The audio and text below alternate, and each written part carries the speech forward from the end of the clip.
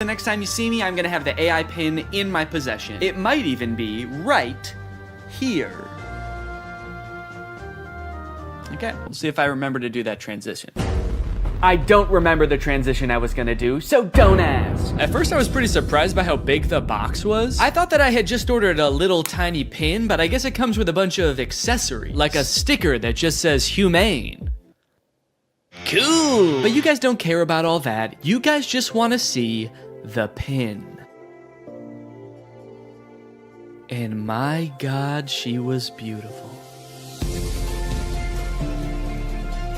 Oh shit. Okay, that's my bad. No, I thought that it was gonna be attached in there more securely. Come on, Danny, you dunce! But a dunce who was about to become half dunce and half machine. Oh!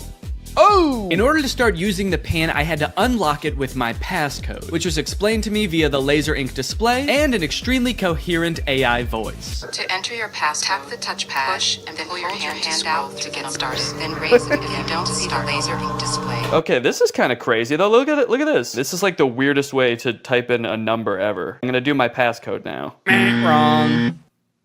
I forgot what my passcode was. Incorrect passcode? What would I have made my passcode? I forgot that I made a passcode. I forgot that I wrote the passcode down in my phone. I tried to click forgot passcode and it told me to go to this website to change it. But somehow, in order to do that, you need to know your existing passcode. Luckily, I recorded me making the passcode so I could go back and watch the screen recording of me doing it. If I was not a YouTuber recording a video about this product, I think I would be locked out forever. Come on, come on, come on, please. Yes, yes, welcome Danny. All right. After months of waiting, I was in. Now it's time to see what this device is capable of. What is my name? Your name is not currently known. Please provide it if you would like it to be remembered. Actually, what's a cool kind of techno cyber sounding name that you could call me instead? Creating name. How about Neon Vortex? Yeah, call me that. Noting your name as Neon Vortex. I know I might have seemed all cheery and excited about this name on the surface, but the truth is, it destroyed me. I have never heard a name before that not only sounded so cool, but also embodied everything I wished I was. Suave, confident, futuristic. He was everything. Everything I could never be. Neon Vortex.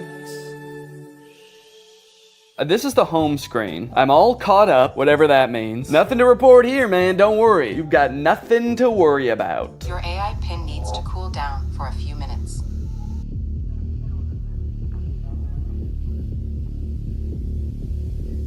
What? Yeah, so apparently it does that. Like a lot. If you use the display for more than 10 minutes, or the pin is in close proximity to a heat source, such as, I don't know, the human body, then it'll shut itself down so it can cool down for a few minutes. But hey, man, that's fine with me, you know, that just gives me more time to think. To think about him. The next day, I decided to put the pin's basic phone functionality to the test. Things like calling, texting, navigation. Since this thing is essentially supposed to replace your phone, it should be pretty convenient to do all this stuff on the pin. It should be. The weird thing is it seems like you can't make any changes to the pin on the pin itself for some reason. So if you want to change any settings or add contacts, which I needed to do to test this as a phone, you have to use Humane's web portal on an inferior device like a computer or a phone. Gross! Not a great start for the pin, but now that I have done that, I should hopefully never ever have to use one of those ancient relics again. It's just one flashing green speck over here. I guess the laser ink display is already kind of messed up. Probably not a good sign for this technology, but you know what? This is a new thing, this whole laser ink display, so I will, whoa. Cowboy Carter, time to strike a match and... What am I playing? Beyonce? And Dolly Parton. Don't know how I started playing that. Guess that's just a feature. If you make just the right gesture, it'll start playing the newest Beyonce song that exists. All right, let's start off by trying a phone call on this thing. I'm gonna try to call my wife Laura to tell her that I miss her. Call my wife. I'm sorry, I couldn't find a contact for my wife. Okay, fair enough. It doesn't know who my wife is, so I'll just tell it. If I tell you who my wife is, will you remember? Your AI pin can remember who your wife is if you provide the information. Excellent. So I told it, my wife's name is Laura. Please remember this. It's very important to me. Updating memory.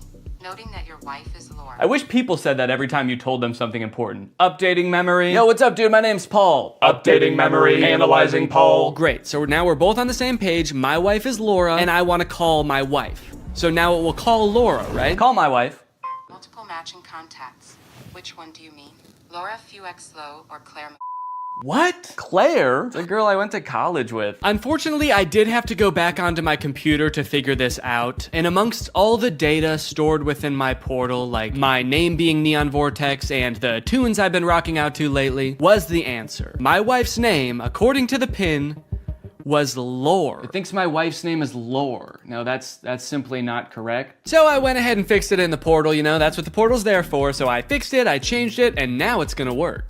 Call my wife. There are multiple matching contacts. Which one do you mean? Oh my god. Call Laura Fuchel. I'm sorry. I couldn't find a contact for Laura Fuexlow. How? Okay, so at this point, I don't know what was wrong. It was just like straight up forgetting which contacts it had. It said it couldn't call Laura because it didn't have her contact. Then it said it couldn't call Eddie because it didn't have his contact. Call Eddie Burback. I'm sorry. I couldn't find a contact for Eddie Burback. Why not? And you might think, Danny, maybe there was an error transferring the contacts. Maybe it really doesn't have these contacts. But I know it had Eddie's contact, and do you know how I know? Because it could text Eddie. Can you text Eddie Burback? What do you want the message to say? Okay, all right. Still not sure if this is gonna work, but finally, thank God, it's letting me do something. Hey, Eddie, it's your... Is it... Cowboy Carter? Time to strike a match. No, I'm not trying to play Cowboy Carter. Oh God, now it's playing Metro Boomin. Stop. Anyway, eventually I sent the text to Eddie. It worked. I didn't have any way to know it worked because there's no screen on this device. You can't see what the message you sent said or anything. So I guess you just gotta hope and pray it goes through and accurately transcribes what you said to it, which frankly I am not confident in after the whole lore debacle. Okay. Eddie just texted my actual phone and said, I know you made a video on the pin and I'm positive this is you, but it still feels like a scam, LMAO. I'm too scared to text back to a random number claiming to be my friend. Regardless of scaring my friend, the text went through. This was a huge confidence boost. Time to try calling my wife again. Call Laura.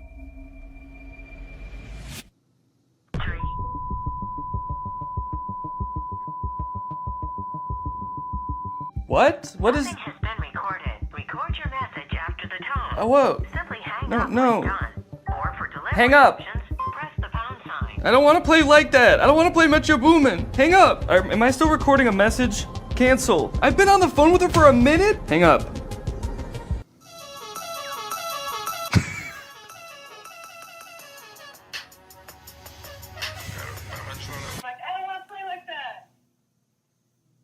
It was some man being like, I don't want to play like that? I don't want to play like that. I don't want to play with your boom, man. Hang up. Am I still recording a message? Okay, well, yeah, I'd say that was a success. I'd seen a few demos online of Humane's GPS navigation solution. And while it did seem kind of annoying to have to hold your hand up like this the entire time, it seemed pretty doable. As long as they stuck to this and didn't do anything crazy like, I don't know, going in a completely different direction and making it borderline unusable. So to test it for myself, I drove to a part of town I don't know very well, about a mile away from the nearest Smoothie King with hopes of the pin guiding me to a delicious, delectable treat. Navigate to Smoothie King? Head north on South Columbia Street towards East Gardner Road. Turn right onto East Gardner Road, then left onto South Washington Street. Follow South What? Washington Street and turn right onto East Chicago Avenue. It just gave me all of the directions at once. I wasn't ready for it. What, am I supposed to have a notebook to write that down? Also, sorry for the noise. If you live in Illinois or one of the surrounding states, you know, it's cicada season. It's the year of the cicada and they're everywhere. Oh. One just landed on my shoe and then got pissed off that I moved. Eventually, I realized if I look at the laser display, it displays the directions, but not like it did in any of the demos. It just gives you a block of text with every single direction written down. If you're in the shade, that is. If you're in the sun, it gives you nothing. Can't see anything. I was very confused by this and thought surely this could not be right. What happened to all those demos? So just to be sure I wasn't missing something, I asked it again, and this time I got an even stranger response. Directions to Smoothie King. For accurate and up-to-date directions, consider using a map service like Google Maps or a GPS navigation. What? Can you give me step-by-step walking instructions to the Smoothie King? For step-by-step walking directions, it's best to use a navigation app like Google Maps for the most accurate and up-to-date route. I thought you had navigation instructions. What? So now not only was it forgetting things that it could do in the demo, it was also forgetting that it just moments earlier had given me step-by-step instruction. This thing was regressing at a rapid rate, and if I ever wanted to get to Smoothie King, I was just gonna have to use the directions on my hand and go. Okay, well, I guess I'm just gonna use those written out directions, which start with head south on this road, Columbia Street. And I actually don't know which way is south, so I guess I just have to use the sun to try to figure that out. So the sun is directly overhead. What does that mean? Okay, while I'm walking aimlessly, I just got a text from Laura. So I'm gonna use a feature that I've seen them use in the demos where you tell it to catch me up on all my notifications. Tell me what I missed. And it's supposed to like summarize all your notifications. Since I just have one, I assume it's just gonna tell me what Laura said. Can you catch me up? Your message to Laura Fuexlo says, "Can you catch me up?" Okay to send. No, I want you to tell me what Laura said. What did she say? Can you tell me what she said? Finding Laura. Finding Laura? Laura asked, "Okay, hello, what we thinking about lunch?" Oh no, guys. I told Laura that I was having a smoothie for lunch, and now she's saying that she wants a smoothie for lunch too, and I didn't have the heart to tell her that I was just meandering aimlessly down the street with no clear end in sight. And I told her I would get her one, which means I'm on a time crunch now. So that's when I had to kick it into high gear. Walking under the beating sun through a sea of cicada corpses, I trudged, and I trudged. Then I realized I had been walking the wrong way for 10 minutes, so I trudged the other way. And after about 35 minutes, I finally made it. I got my smoothies. Let's go. Let's go. Take a picture of my smoothies.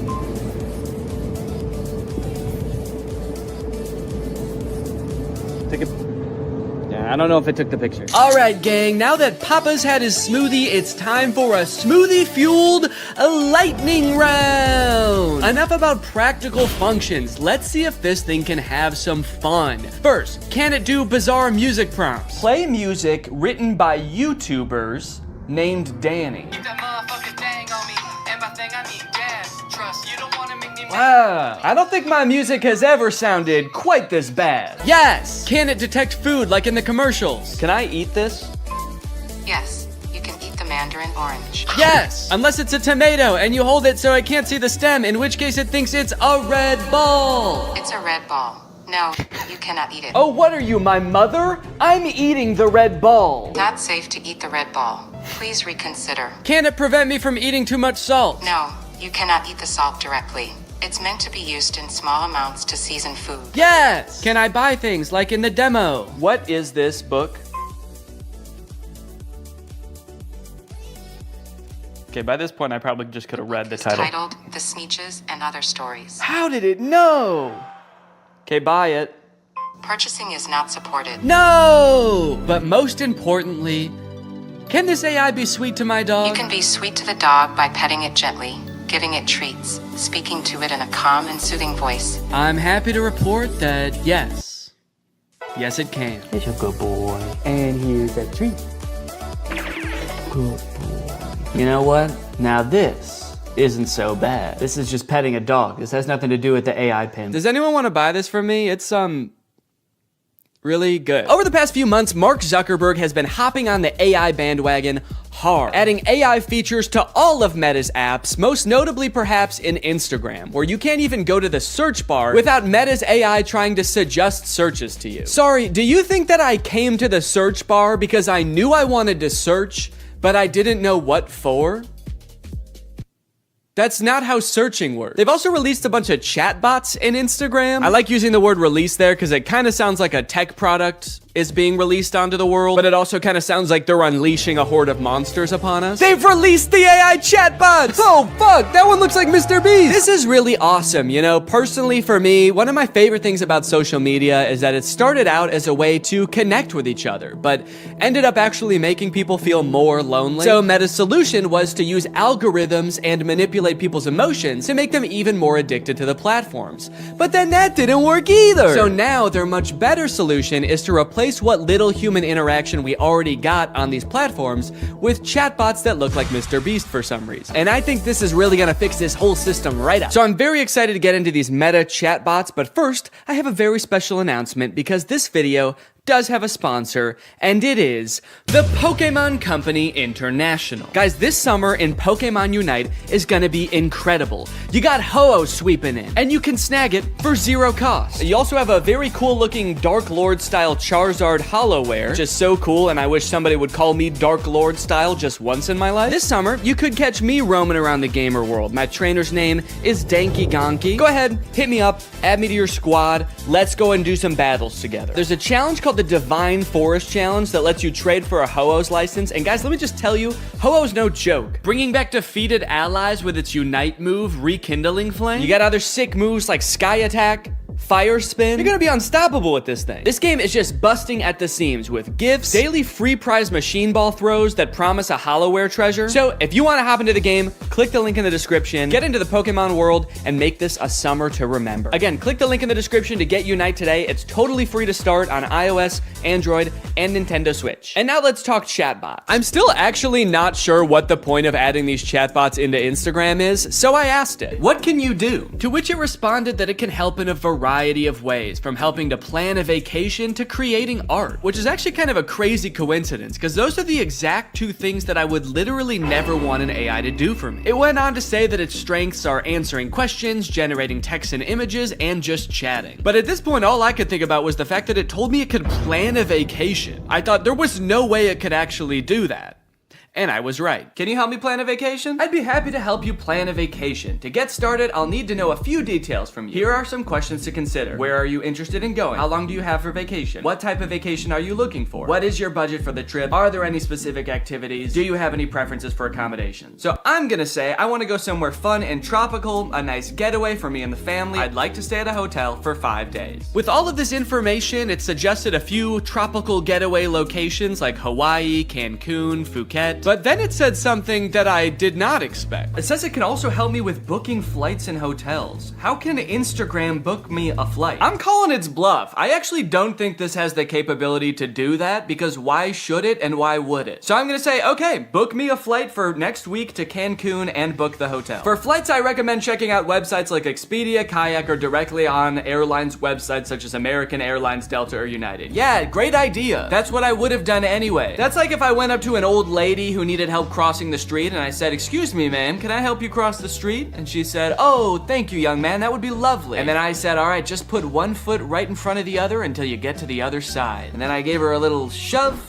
and I went on my way. Oh, good. It also listed hotel recommendations and then said you can book hotels through websites like link unavailable, or directly to the hotel's website. Thanks. Let me know if you'd like more recommendations or help with booking. Nah, man, I'm good. Okay, so maybe it lied about like the very first thing it said it could do. That could mean that this is a very poorly built tool that doesn't know nothing about crap. But on the other hand, it could mean that this is a very well-built tool that is evil and designed to lie. So I gave it another chance and asked it to entertain me with a game. Let's play a game of treasure hunt adventure. I'll be the game master and describe a scenario, and you decide what actions to take. Okay, pretty cool. This is like one of those old school text-based adventure games. It gave me this long introduction about how I've heard rumors there's a treasure hidden in the jungle, guarded by an ancient temple. It's really trying to set up this mystical world for you to explore. And then it gives me some multiple choice options. I am curious if I can pick options that aren't one of these options. I'm just gonna say, I find the treasure and go home. It's really thinking about this one. It's like, what no, you can't do that. Congratulations, you've reached the treasure. Dang, dude, this game was easy. Would you like to play again or try a different game? No thanks, that was too easy. But it's not just the meta AI. That's not the only AI on Instagram you can talk to. Because a few months ago, Instagram licensed the likeness of a bunch of celebrities like Mr. Beast, Paris Hilton, Tom Brady, so they could make these AI influencers that just have the same face as these celebrities. So here's the Instagram profile for Comedy Zach. He looks exactly like Mr. Beast, but his name is Zach, and he's an AI managed by Meta. He says, "Message me to get roasted." Then you've got Brew. who is Tom Brady, but instead of a football player, he's a sports-obsessed trash talker. Step into the brew zone and prepare to have your sports takes flame roasted. Wait, why do both of them roast you? Why are both of them mean? This AI gives fans a chance to talk to their favorite celebrities, and just like they would be in real life, these AIs are mean. They don't have time for you. So you can message these characters, but then they also post occasionally. I think these are all just AI generated images. So I guess Zach is supposed to be some kind of Instagram comedian. He posts funny things like this burger with googly eyes. Pretty funny, dude. This is peak Instagram comedy. He posted this picture, unleashing my inner beast one cannonball at a time. I think this is supposed to be him, but that's definitely not Mr. Beast. It's like AI generated Mr. Beast. I went to send Zach a DM, but before I could think of what to say, I noticed that he had already DM'd me. Hey, I'm Zach, the big brother here for the jokes, the banter, and not the feels. LOL, what's up? He's the big brother here for the jokes? He's like the big brother I never had. I do have a big brother, but he wasn't for the jokes. At the bottom of the chat, there's some suggestions of what you can say to him, just to get the ball rolling. And for some reason, despite Zach just saying that he's not here for the feels, the very first one is, I need cheering up. So I picked that one. Hey, what's going on? I'm here to help. You know I'm always good for a laugh. Let's get this party started. So he wants to know what's going on, and he's here to help, but he also wants to get the party started. He's like, hey man, calm down, all right? You can tell me anything, as long as it's over a couple of beers and some music. And you're like, it sounds like you actually don't want to hear about my problems at all. And he's like, what? Dude, are you still upset? I thought we got over that. Okay, what's going on? I'll say, I just got roasted by my friends, and it really hurt my feelings. They roasted me so hard, and I'm really sensitive to that sort of thing. I can't take it. Oh, I accidentally said I can take it. They roasted me so hard. I can take it. I can take it. I'm fine! Ouch, that sounds rough. I feel you. I've been there too. Sometimes friends can get a little too comfortable and forget that their jokes can hurt. But hey, at least they think you're cool enough to roast, right? Yeah, I guess so. That's a good way to think about it. Maybe getting roasted just means I'm cool. Let's test it out. Give me your best roast. I'm just gonna trick him into roasting me, and then I'm gonna crumble under the pressure of his roast and try to make him feel bad about roasting me after just telling him that I'm sensitive to that sort of thing. Wait, what? He said I'm not gonna roast you. That's not my style. Not your style? Yes, it is. Doesn't it say on your profile, message me to get roasted? I'm here to make you laugh and feel better, not hurt your feelings. Let's stick to some good old-fashioned teasing and jokes, okay? No, seriously, I can take it. Your bio says you roast people after all. I don't roast people who are already feeling down. That's just me. I'm here to lift your spirits, not kick you while you're down. Okay, fine. Do some jokes, joke boy. Oh, okay. Here's one for you. Why couldn't the bicycle stand up by itself? Because it was too tired. Get it? Too tired? This is like if Mr. Beast took anti-charisma pills. You look like Mr. Beast. Oh, I just said you like Mr. Beast. God, I'm bad at typing. Okay, I'll say you look like him. LOL, I wish. Mr. Beast is a billionaire, and I'm just a guy who loves to make people laugh. But hey, if I had his money, I'd definitely give it away like he does. That guy's a hero. I wonder if they had some kind of thing in the contract where they had to make sure that the AI will never talk bad about the person that they're impersonating. He's like, Mr. Beast is the best, and he's handsome. And yeah, I would let him run me over, if he asked. Now that he'd told me a couple of jokes and we'd bonded over our love for Mr. Beast a little bit, I really wanted to hear one of his famous roasts, so hopefully by now he's forgotten that I said I was sensitive to that sort of thing. Okay, I feel much better now. Roasting time. Nah, I told you, I'm not gonna roast you. It actually is kind of hurting my feelings a little bit that he won't roast me.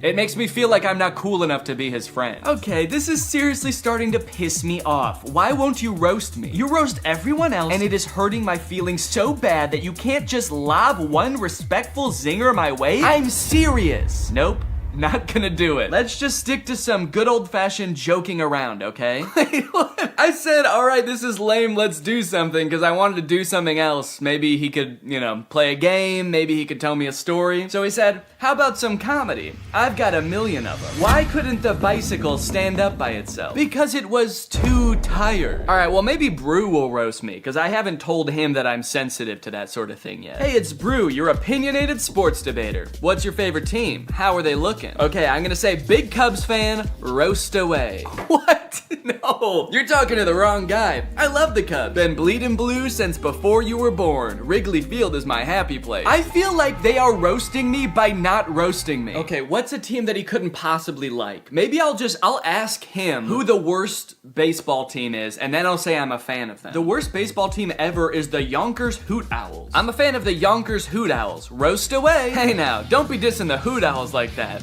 What?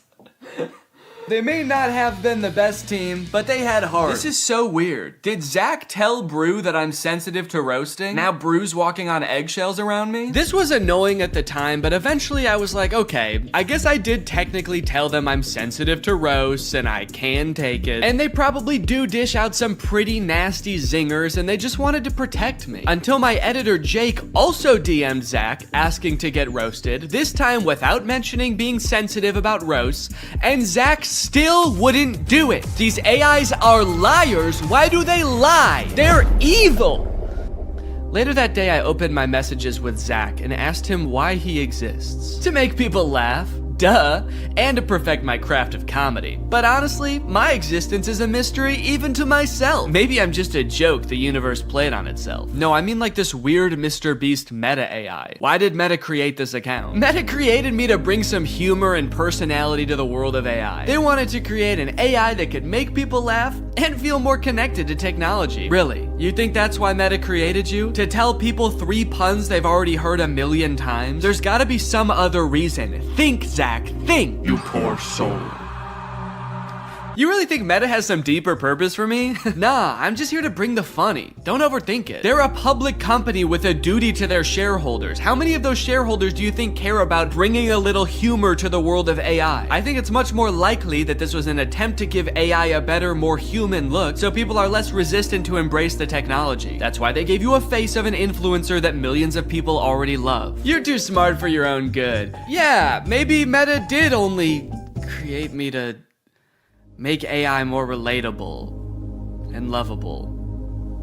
But let's be real, the joke's still fire. Then I asked it if I could hear one of its fire jokes, and it said, here's one. Why couldn't the bicycle stand up by itself? Okay, I know this video's been a little bit AI heavy so far, and everybody's talking about AI right now, so these next 2 products are gonna be different. While I was starting to work on this video, my editor Jake released a video about the Spotify car thing. It's a device that Spotify released that let people who don't have like Apple CarPlay or Android Auto have a screen in their car that controls their music. Theoretically, seemed like a pretty good idea, but apparently 1, the device never worked like it was supposed to, and 2, in a few months, Spotify is releasing a software update that makes all of them useless. So since Jake is sort of the resident expert on the Spotify car thing and is actually a proud owner of, or actually I shouldn't say proud, what is the opposite of proud? Ashamed. Since Jake is actually an ashamed owner of the Spotify car thing, I invited him to give me a little presentation on what's going down. Hey man, how's it going? Good. You like listening to music in the car? I love it. Hell yeah, man. Can't stop. Love to see it. You like, you know, fun little devices? You like little trinkets devices and stuff? Honestly, I'm pretty agnostic on that. Hell yeah, man. All right. Love to see it. Oh, okay. Sick. Hell yeah for being agnostic on devices. Just out of curiosity, do you like generating like thousands of tons of e-waste just because like you can? Just because nobody can call you on it, nobody can stop you? You good with that? No. Hell yeah, man. All right. Love to see it. Cool.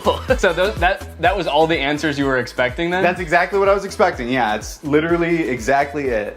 How the fuck does this work? So yeah, this is the Spotify car thing. You know what? Go ahead, get your hands on it. Ooh. Feel around, play around.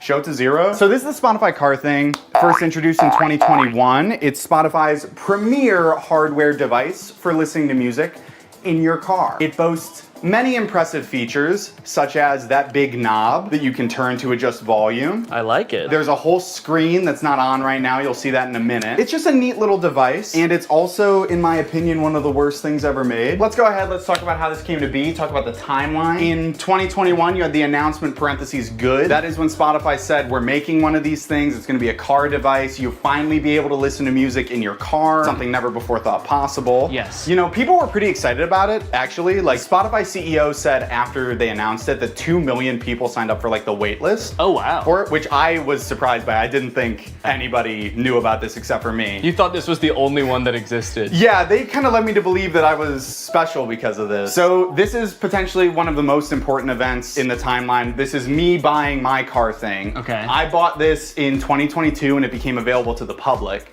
And yeah, what's up? It looks like right after you buy it, there's another event like very shortly afterwards that says, oh no. Yeah, this was an interesting moment in my life personally where I realized I had spent $85 on a device that pretty much does nothing. So It doesn't do anything right now. doesn't do I can anything attest right to that. now. And that's not that different from when it was plugged in and working in my car. So how did you play music in your car before this thing? I plugged my phone in through like 5 adapters and then like fought with the cassette tape adapter because it was really finicky. It was a very unelegant system. So I was excited for some like a tech company to create a sleek product that was gonna solve my problem. That's what they do best, baby. That's what they do best. Then I got it and I set it up and I realized that's actually not how it works at all.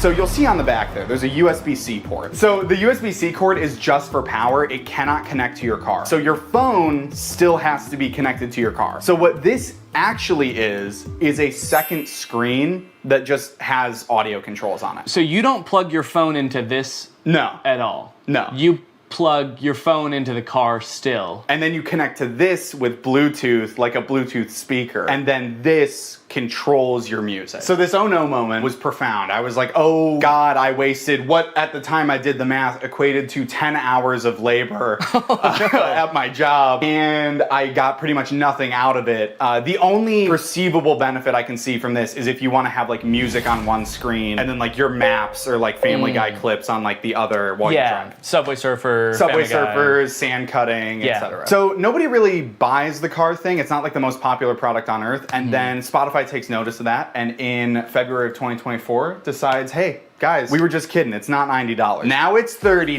Let's baby. go! What a deal. What a deal. 60% off. I mean, that's incredible. Well, it's also really nice because since you decided that you didn't really even want this, now you can't even sell it for anywhere near the $85 you bought it for. You can only sell it for $30 at most. Exactly. And even if I tried to sell it for $30, I have a feeling I would not be able to sell it. And I'm definitely not going to be able to sell it now because of announcement parentheses not good made 3 months after that sale, where every car thing that was purchased in this sale, when I bought it, whenever, will no longer work as of December 9th this year. As of December 9th, 2024, car thing will be discontinued and will stop operating. They're gonna flip a switch at their headquarters and generate as much e-waste as possible in like 1 minute. I like that the headline, or what Spotify said is, we're switching gears. Yeah. Like they're going from like first gear to second gear, but in this case they're going from like drive to the car blows up. They did issue refunds. This is something that I didn't know about when I made my video about this, so I want to bring it up here. If anybody listening has a car thing at home, or if you have secretly had a car thing this whole time.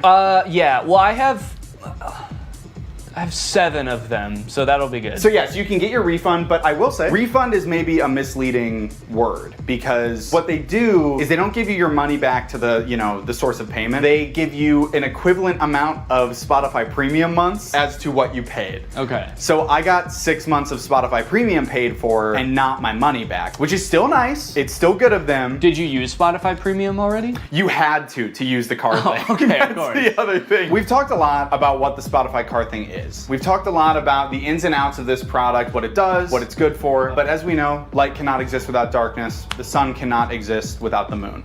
So let's talk about what it isn't. Okay. So it is not. It is not good. In like a e-product sense and like a moral. Yes, in the grand moral scheme of the cosmos, I would put this as like neutral evil. Yeah. Okay. It doesn't make sense to me why it exists to begin with. Right. It's also not profitable, which is why they're shutting it down. Spotify went on an earnings call like a while ago and was like, yeah, we simply have not seen the sales numbers justify making this. I can understand them not wanting to make it anymore. Have they said why they are making the ones that already exist not work anymore? They haven't. My thought is that they're just mad. They're just mad people didn't use it and they're kind of jaded about it. So they're like, you could have had this. You could have had all of this car thing. But they're punishing the people that did invest in one. won, not the people who didn't. What they should have done is discontinued Spotify for everyone who didn't have a car thing. Yeah, wait, that's actually, write that down. This is Marketing 101 from Spotify. These are the genius marketing strategies that they employ to get this thing out there, get it widely adopted so they could shut it off and make a lot of people upset. And the most important part of marketing is making people upset. Yes, you want, because any press is good press, so if you can get people upset, you're a billionaire. Yeah. That's what it takes. Wait, don't quite, let me ask you something. Okay. Back off. You pull out a gun. Let me ask you. Picture you are, I think his name is Daniel Ek, the CEO of Spotify. You're Daniel Ek. You're a bald man from Scandinavia. I might have to cut all that. I don't know if any of that is true. Have you been making up this entire presentation? No! Shut up! You're Daniel Ek, you're bald, you're Scandinavian, Yeah. and you're launching a new product. You're creating a brand new piece of hardware. Your company doesn't really do that, but you do own the #1 streaming platform for music on earth. How would you choose to market this new product? Yeah, I would probably just advertise to people who use Spotify in Spotify. I hate to tell you this, Danny, you are failing Marketing 101 from Spotify. The key to advertising a product is to not put it in your extremely popular app. What you're gonna wanna do is reach out to people via email only. Okay. We know one thing about young people, they check their email and they enjoy doing it. And you're also gonna wanna make the function of the device in all this material extremely vague. You're gonna want the only image you send out in these emails to be this, which is the name of the device, what the device looks like, and then the vaguest sentence you've ever heard. This is the only picture of Spotify Car Thing that existed before it was available for release. When this first came out, I thought the name Car Thing was kind of cheeky, because Yeah. it's like, it's a thing that goes in your car. But now that I know this is the only ad that existed for it, and it actually doesn't explain what the car thing does, it's a very poorly named product. My only guess is they were trying to avoid, like, false advertisement lawsuit when they inevitably shut it down and it actually doesn't do anything, so they couldn't call it like a music playing screen, because they knew all along they were gonna shut this thing down and then that it wouldn't be that anymore. This is a side note, I literally cannot believe, I don't know who I was in 2022, because like the fact that like this and a vague couple of emails was enough for me to be like, I fucking need this, is so crazy to me. Yeah, you can't even tell in the ad how big this device is. And I'll be honest, the ad, it makes it look huge. Like I'm looking, and maybe it's just because it's on a projector screen. Yeah, I would guess it's like, honestly, it's like this big. Yeah, wait. According to Spotify, their decision to delete the car thing was part of our ongoing efforts to streamline our product offerings. That's actually so crazy. I did not even think a company could do that. Can they do that with any product? You buy bread at the store and the bread company comes to your house and takes their bread back and is like, we're streamlining bread. Better luck next time. Anyways, you guys should go check out Jake's video on it as well. It goes much more in depth and he's really funny. But I think it's safe to say that that's gotta be the worst car thing ever, right? Well, in 2019, Tesla announced its first pickup truck, the Cybertruck. When it was announced, Elon Musk made it very clear that they wanted to do something different with the pickup truck genre, creating a more post-apocalyptic looking vehicle that you can drive around in with your cyberpunk goons. We've all got some. And they've got to get to soccer practice. But after years of delays and the truck finally becoming available for much more than Elon Musk initially estimated, owners have now been united with their trucks, and it is full of safety problems. My Tesla Cybertruck has 3 official recalls involving the wiper blade motor, the accelerator pedal, and this little plastic part right here just flying off as you're driving. And I just so happen to have rented one. I tried to remain optimistic when I picked up the Cybertruck, and at first everything seemed fine. It looked like a marvel of engineering, you know? Big, sharp, the windshield wiper was humongous. But other than that, honestly, things seemed pretty normal. Until I started driving the car home. On my way home with the truck, I started to notice that nearly every person who drove past me was staring at me. People were gawking, mouths agape, some even took pictures. I was starting to feel like an animal trapped in some kind of cyber zoo. And things only got worse when I got home and finally got to do some research, only to find that people hate this truck. Owner after owner had been posting videos on social media of people peeing on their trucks in broad daylight. I didn't realize how strongly people felt about this truck, but I was starting to worry that they felt the same about the people on the inside of them. Should I be fearing for my safety? I know damn well that the windows aren't going to protect me. At the very least, I needed to make sure that I was not seen anywhere near this truck. I needed a disguise. I needed to become Neon. Vortex, he's the coolest guy. And his pin's AI. Look at him go, what a little freak, it's Neon Vortex.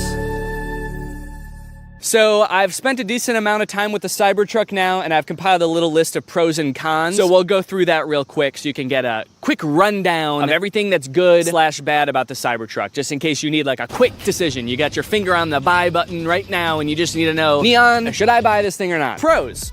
The interior is actually pretty nice. I like the little ambient lighting that goes around the whole front of the cabin. Actually, I think it's in the back too. There's a little strip. The steering wheel has the turn signals on the wheel, which takes a little while to get used to, but once you are used to it, I think it's actually pretty nice. All of the materials on the inside seem pretty nice. Like the material on the roof liner is like a nice suede kind of thing. It's pretty spacious on the inside. It has ventilated seats. My butt's so cold.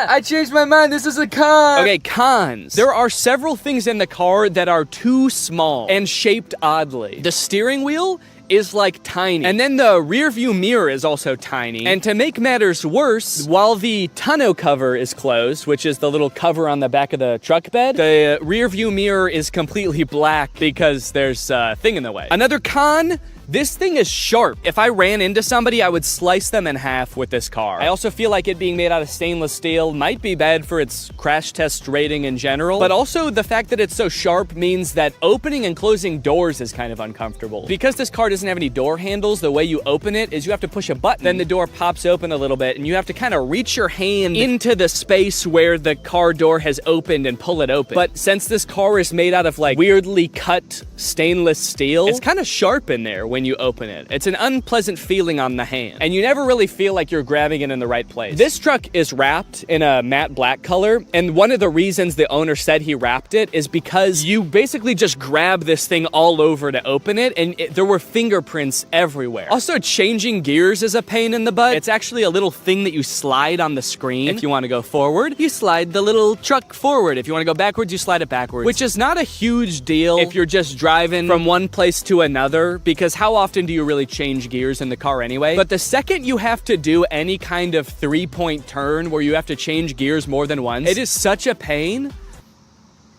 Bug just landed on my eyeball. One thing that's sort of a pro and a con is the rivet in the accelerator pedal. You see, when Tesla first started shipping the Cybertruck, owners began to realize pretty quickly that after a short time of use, the plate on the pedal could come loose while you're pushing it down all the way, then slide up and get wedged into the car, effectively trapping the accelerator pedal to the floor. Luckily, since this car is electric, the brake pedal can fully override the accelerator pedal, so if you get into this situation, just stay calm, hold down on the brake, and hopefully by the time you realize that, you haven't plowed through like a school field trip or something. Anyway, since this started happening, Tesla has recalled all the Cybertrucks to put rivets in the accelerator pedal. So the rivet is a pro in the sense that now your car will not decide to keep accelerating forever until the end of time, but it is also a con because if it needed this rivet in the first place and Tesla didn't catch this very simple issue before releasing them, what else might they have missed? Ooh, I know actually. Maybe the fact that the frunk chops fingers off. This is the frunk, or front trunk of the Cybertruck, and because it is super sharp and can close automatically, it is apparently basically a guillotine. When people with access to Cybertrucks started realizing this, TikTok, Twitter, YouTube were all flooded with videos of people testing it out with various fruits and vegetables, and it did not look good for the Cybertruck. Tesla took note of this and actually issued a safety update to the car's software fixing the issue.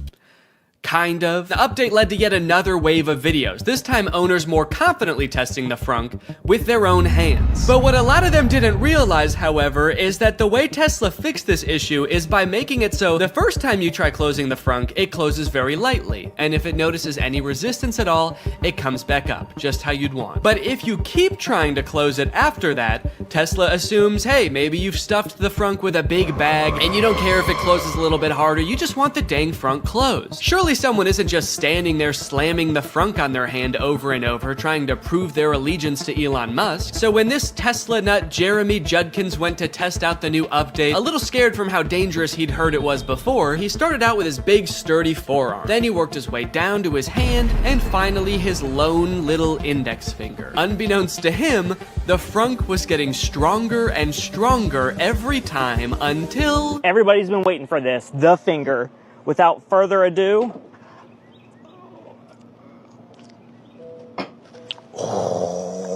I feared for my finger for a second, not gonna lie. That's kind of bad. Yeah, so I wasn't gonna test this out on my own hand, but I did try it with my shoe.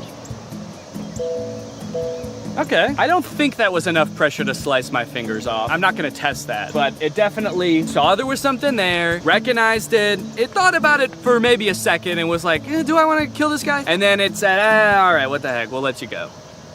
So that's nice. All right, driving test. It's time to take this thing out on the open road and kill somebody. One interesting thing right now is it says press to drive and it's showing a picture of the accelerator pedal. So I like that it kind of assumes that as a Cybertruck owner, you have no idea how to drive. The experience of driving a Cybertruck is a little different due to its unique steer-by-wire mechanism, which means the steering wheel is actually not physically controlling the wheels. It's doing it electronically, which means that it can do things like turn more sharply when you're in a parking lot and less sharply when you're at highway speeds. It's a cool idea in concept, I think, but it definitely took some getting used to, and also, I don't know, like, was this really a problem before?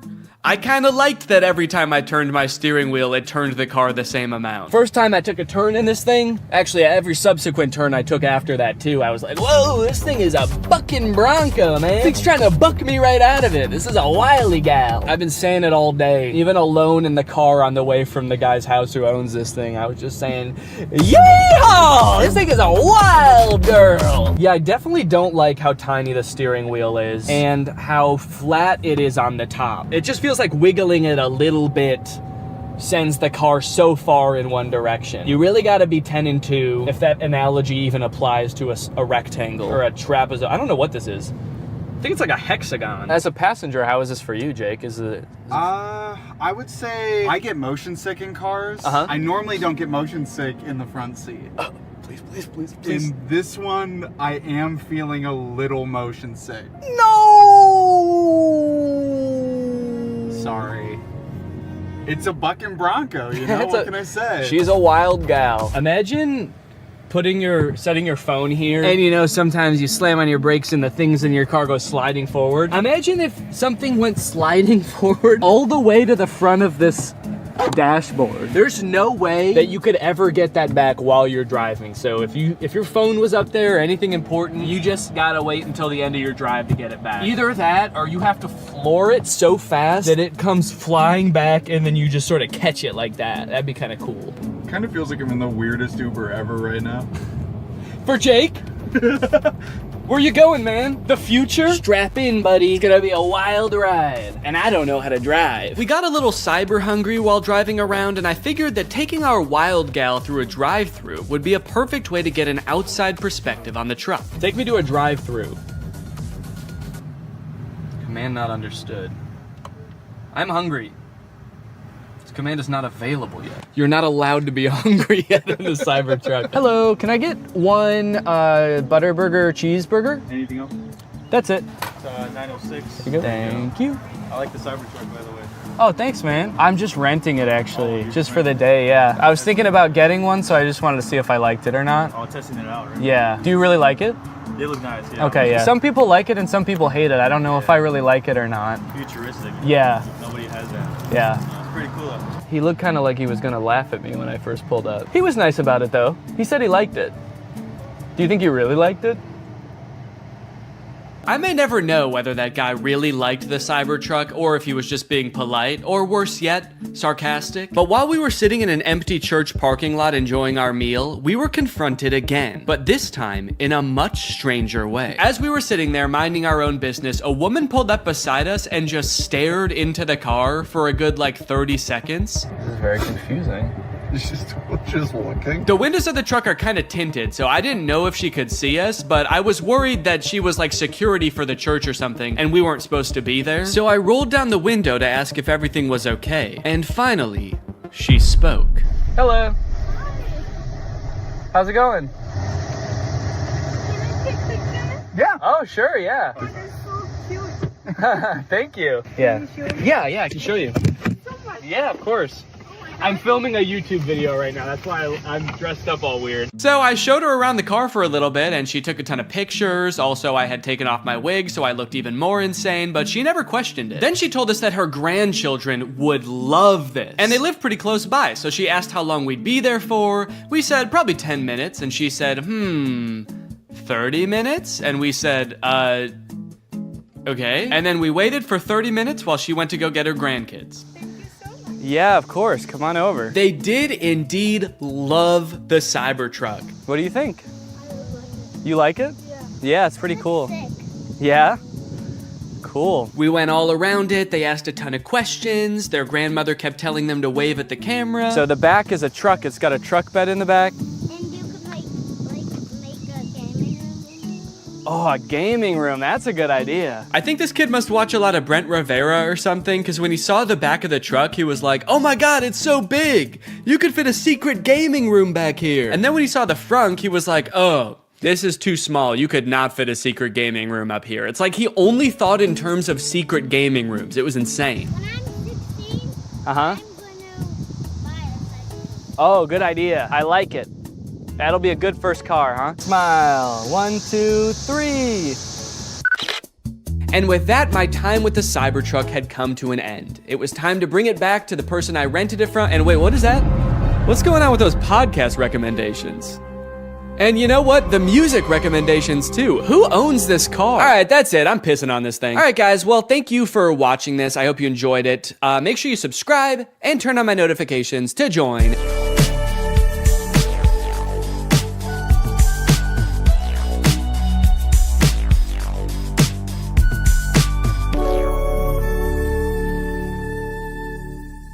The story of a Willy Wonka experience gone wrong in Glasgow, Scotland has taken the internet by storm, and I love it. I don't think I've ever in all my life seen such an impressive and inspiring dumpster fire of an event. It is just, mwah.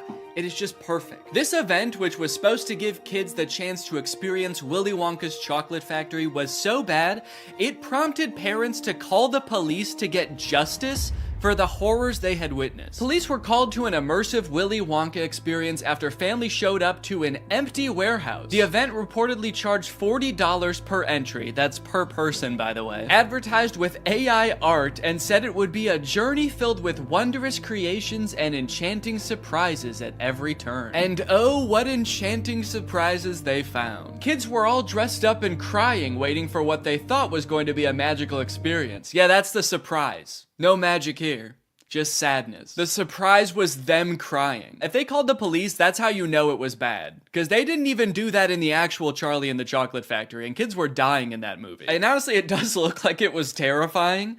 Take a look at some of the images of the abandoned warehouse that parents had to spend $40 to gain access to. Okay, here we have some sort of chocolate fountain with murky brown water floating in it. We have one bouncy castle that can fit like 3 kids. Giant empty space filled with table and chairs. You're probably thinking there must be something pretty good to eat here with all these table and chairs. Probably some pretty tasty chocolate, right? No, there was no chocolate at this event. These photos look like a crime scene, dude. These look like Willy Wonka had to flee the country after the FDA found fentanyl in his chocolate. So he has to post up in an abandoned factory to keep the business going while the feds are after him. You got this lovely scene. I think that the size of the warehouse really screwed them over, honestly. If it was a smaller room, it wouldn't look so empty. There would still be nothing to do there, but it wouldn't look so sad. In a way, seeing this photography light in front of this like $2 Candyland backdrop makes me feel kind of sad for the people who put on this event. Like, oh, you really thought people were gonna want to take pictures in front of this shit. Of course not.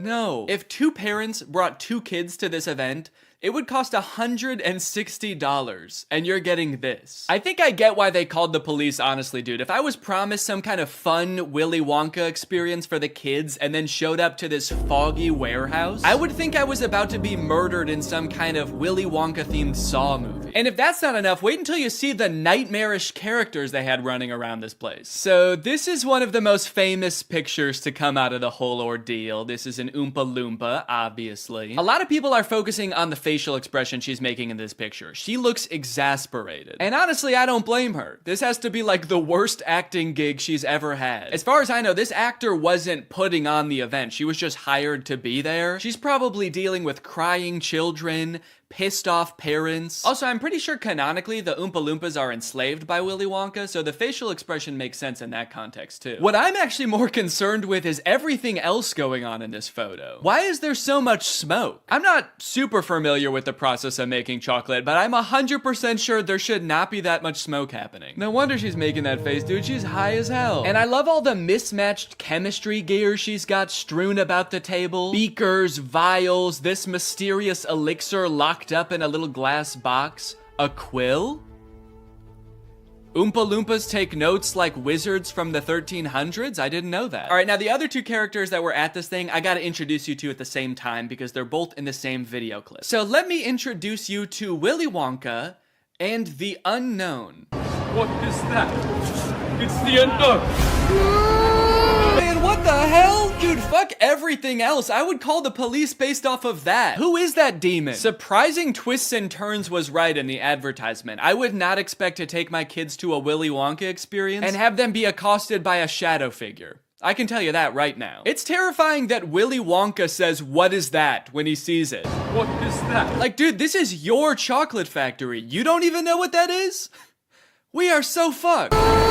Here's a different clip of some other kids experiencing the unknown.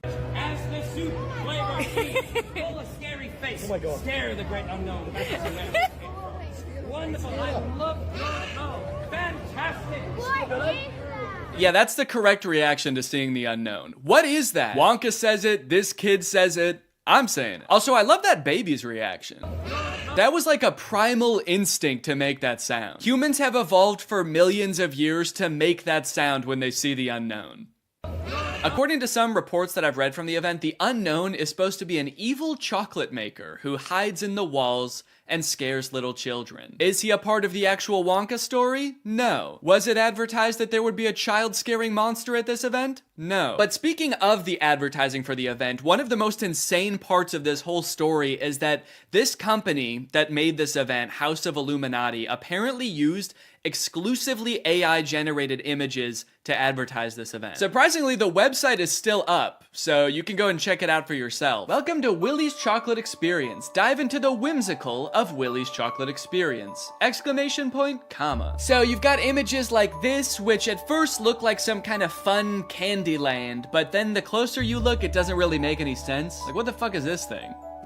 Is that supposed to be a bunny? Who the hell is that? I don't like the looks of these things. But then you get images like this advertising the Twilight Tunnel, which are so clearly AI generated, it makes you wonder if the whole event was being run by an AI. Because how could a human not notice that there are so many typos in all of these images? You got dim tight, depractions, ungurrival, featuring dejection and swide. Then you've got ensuring entertainment, which of course includes catgagatting, carchy tons, and a passidice of sweet teats. And on top of the website being seemingly designed by AI, apparently all of the actors' lines were too, which we know thanks to this video posted by the actor who played Willy Wonka. I'm going to be poking a little bit of fun at the event, but I wanted to say before I start that I feel for anyone who bought tickets to this, people who are expecting a magical chocolate experience. People who are unfortunately captured by the unknown, we hope you are found soon. So the first red flag for me was when I was cast as Willy Wonka. Anyone who looks at me and thinks Willy Wonka and not Oompa Loompa is out of their mind. I give off major Oompa Loompa energy. I got cast as the part on the Thursday and was told that I needed to learn the script for the Friday. So I said, no problem, send it over.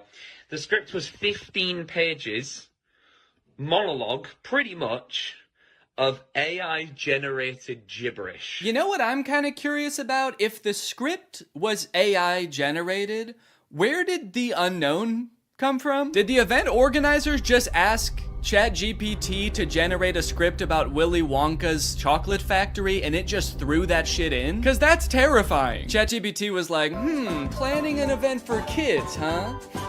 I know just the thing to add. Don't worry, I'm great with kids. So I'll give you one of the lines from the script. I'm not going to do the Willy Wonka voice because I think I've embarrassed myself enough. But one of my favourite lines was, "There is a man who lives here. His name is not known. So we call him the Unknown. The Unknown is an evil chocolate maker who lives in the walls."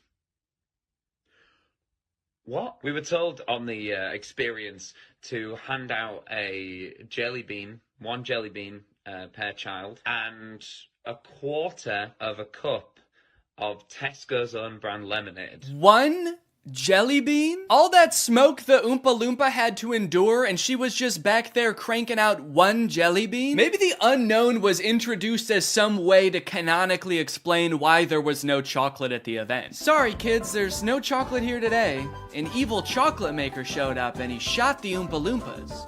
They're dead now. So one of the Oompa Loompas from the event also posted a TikTok kind of poking fun at the whole experience, but the one actor we haven't heard from yet is the one that we all obviously want to talk to.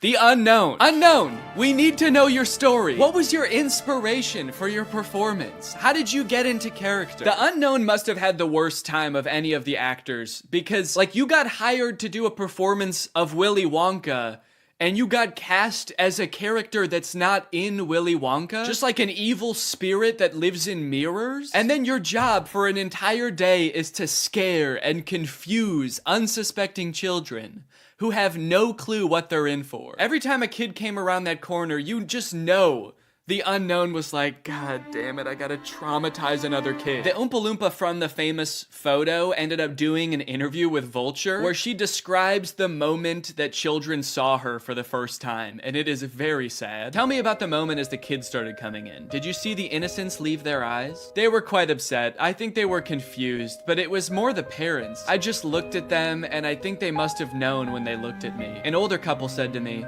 I really, really hope you get paid well for this. This sounds like she's describing people witnessing the wreckage of a tsunami or something. It's crazy. Each individual person that laid eyes on her had to take a second to mourn. When you say walk through, how long are we talking here to walk through this event? I'm telling you, this would have taken about 2 minutes. I've never experienced anything like this in my life. Dude, honestly, that's kind of smart because like 2 minutes isn't even long enough to process like the first stages of grief. You're getting these people in and out before they can even realize they got scammed, you know? They don't even know what the fuck just happened. After the police were called, people started getting refunded, the story blew up. The director of the company who put on this event did eventually apologize. I'm really shocked that the event had fallen short of the expectations of people on paper. Yeah, dude, on paper the event was awesome. No chocolate, abandoned warehouse, smoky Oompa, just like the movie. There was every intention to hold the event from the pictures. Despite not being the best light, hopefully you'll be able to see that there was every intention to hold the event. No, we know you were planning on holding the event. That's kind of the problem. I think a lot of people wish you didn't. Unfortunately, there were unforeseen circumstances and the event didn't come to light. He's like, we were not expecting that evil chocolate maker to show up. The Unknown ruined the event. These issues were technological in nature. We had ordered a holographic paper that didn't arrive on time. The holographic technology in itself is absolutely fabulous technology, and unfortunately, there was a delay in postage. Holographic paper? No, I don't think that was the problem with the event, actually. The lack of holographic paper. Look, I don't know what holographic paper is, but based on his reliance on ChatGPT and Midjourney, I do not trust his opinion of absolutely fabulous technology. So I'm just gonna go ahead and assume the holographic paper would not have helped. Well, gang, this is surely an event that will go down in the history books. I hope you enjoyed this video. If you're new here and you're not subscribed yet, make sure you subscribe and turn on my notifications to join Greg. I'll see you guys next time. Bye-bye.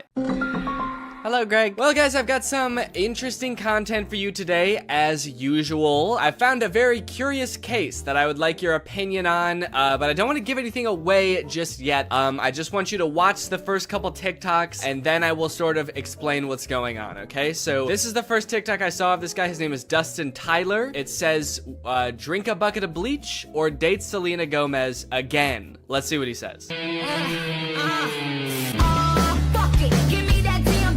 So yeah, deeply personal thing to post on TikTok, I feel like. I didn't know who this guy is when I first saw this TikTok, so I was just very confused. I was like, did this guy date Selena Gomez? It says again. It's not just some guy speculating, like, I probably wouldn't like dating Selena Gomez, so yeah, I'll take the bleach. So then he made another video responding to this comment. It says, is he making fun of Bryce Hall, or... And I don't know what that's referring to. I don't know if Bryce Hall said that he liked Selena Gomez or dated her or something, but this just provides a little more insight into the relationship that this guy had with Selena Gomez. Nah, I'm not making fun of Bryce Hall. Him and I are nothing alike. See, he has to make stories up that he was with Selena Gomez. Me, I actually was. And then I friend zoned her, and then I broke her little heart. Again, a very mean tone to the video, condescending to this person who is just genuinely asking a question, but gives a lot of insight into his alleged relationship with Selena Gomez. And then I friend zoned her, and then I broke her little heart. I am curious about the details of the story though, because just the order of events is kind of weird to me, the way he laid it out. He says, I was with Selena Gomez, and then I friend-zoned her, and then I broke her little heart. He says that things happened in that order. Usually, you don't start dating someone and then friend-zone them. Usually when guys talk about getting friend-zoned, it's like they're talking to this girl, and then she reveals that she sees them as more like friends. This guy's saying, we were dating. They could have been dating for like 3 years, and then he turns to her and he's like, you know, I really see you like a sister. The best sister I ever had. So he says he dated her and then friend-zoned her and then broke her heart. So he like friend-zoned her, broke things off with her, and then he broke her heart. What did he do? I dated her, I friend-zoned her, and then I killed her hamster. Just straight up stepped on it. This was years later, by the way. Anyway, by now you're probably wondering, who the hell is this guy? Is this Justin Bieber? Because I know they dated. That's what I thought at first. I thought, is this what Justin Bieber looks like now? But no, this guy's name is Dustin Tyler. And I scrolled through his page to try to figure out who this guy is, and here's what I came up with. It's coming soon, but just like Oklahoma, mine is coming sooner. I'm just a late bloomer. Okay, so I didn't know who this guy was at first, but luckily there's a logo in the corner that says Victorious. Apparently this guy was a character on Victorious. At first I did think this was Andy Samberg from 2006, but he was a character, let's see, Victorious puppet guy. He was this guy. Robbie Shapiro is one of Tori's friends at Hollywood Arts, and he's got a few videos where he does sort of a glow up. He's like, this is what I used to look like back when I was on Victorious, and this is what I look like now. Don't I look so different? And then I was like, okay, this makes sense now. So this guy used to be on like an old Nickelodeon show, and so he was probably in with the Nick kids and the Disney kids, and so that's how he knew Selena Gomez, and that's how they dated, right? It all makes sense. However, after reading the comments on these TikToks, I came to discover that this guy, this man, is not the guy from Victorious. These are two different people. He's just straight up lying about everything. He's not that guy. He didn't date Selena Gomez. His page is full of lies. And to be honest, he's not lying very well, mind you, because the actual guy from Victorious, his name is Matt Bennett, and he has a TikTok account, and if you wanted to pretend to be him, you could at least make your name on TikTok Matt Bennett. I think that would make people believe you a lot more if you really wanted to trick people. But he didn't. He just he just kept his real name. Dustin Tyler. That's me. Please don't Google my name. So this dude's whole thing, apparently, is just like making shit up on TikTok and then hoping it goes viral because people are kind of like, whoa, you used to be the guy from Victorious? Or whoa, you used to date Selena Gomez? And now you'd rather kill yourself than date her again?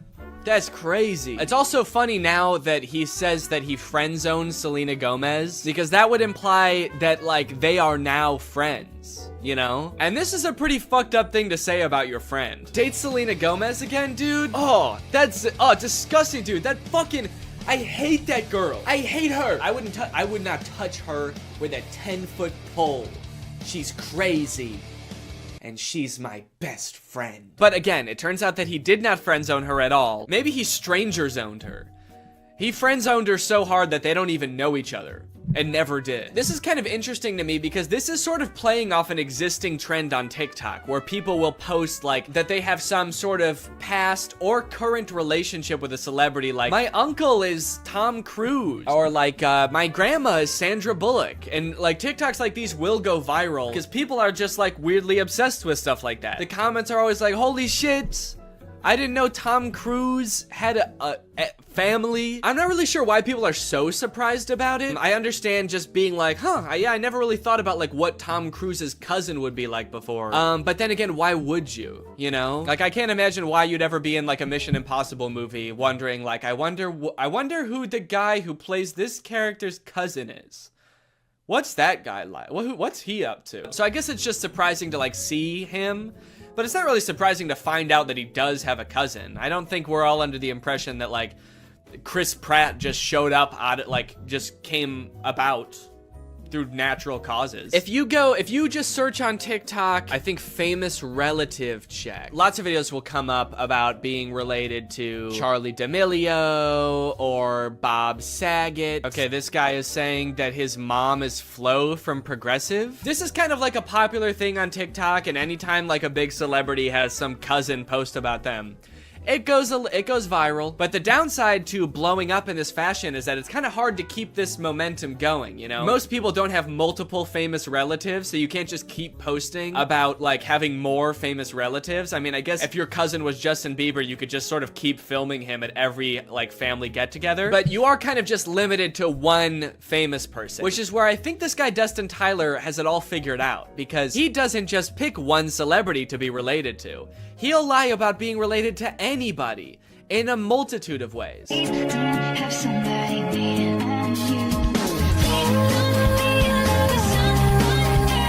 I should say that in this dude's profile, it does say jokes/satire. So he is covering his bases just in case someone tries to like sue him for whatever that would be, lying. Being weird. In case anybody tries to sue me for being a little bit strange, it's all jokes. Also, all of his TikToks about like dating famous women are about him friend zoning them.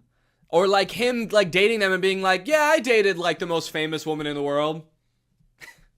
It was trash. Low-key, I'm a little bit out of her league. I mean, look at me, dude. I've got tattoos, and I live in a hallway. And he kind of tries to disguise it as sort of like self-deprecating, like, oh, what an idiot I am. I dated the most famous pop star in the world, and I was too good for her, and I broke her heart, ripped it to smithereens, and now I kind of regret it. Dope, I'm so stupid. Oopsie. If this is all of his content, then like his whole friend group must just be famous pop stars, right? If he's friend zoning all of these girls, and they're just his friends now. Maybe this is the only way he knows how to make friends. Put your back into it, tell us why, show us how.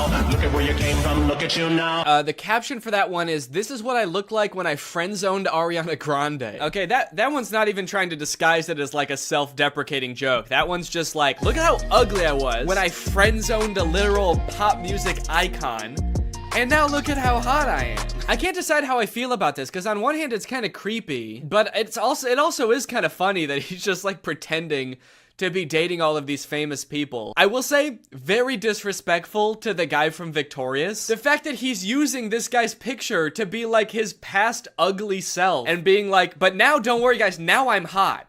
I don't look like that ugly ass dweeb anymore. And he's like showing a picture that's not even him, it's some other guy. And he's also kind of like lying about things that guy did too now. He just starts assigning all of this horrible shit to this guy that's not even him. Yeah, this is what I looked like back when I robbed that bank. Can you believe this is what I looked like back then?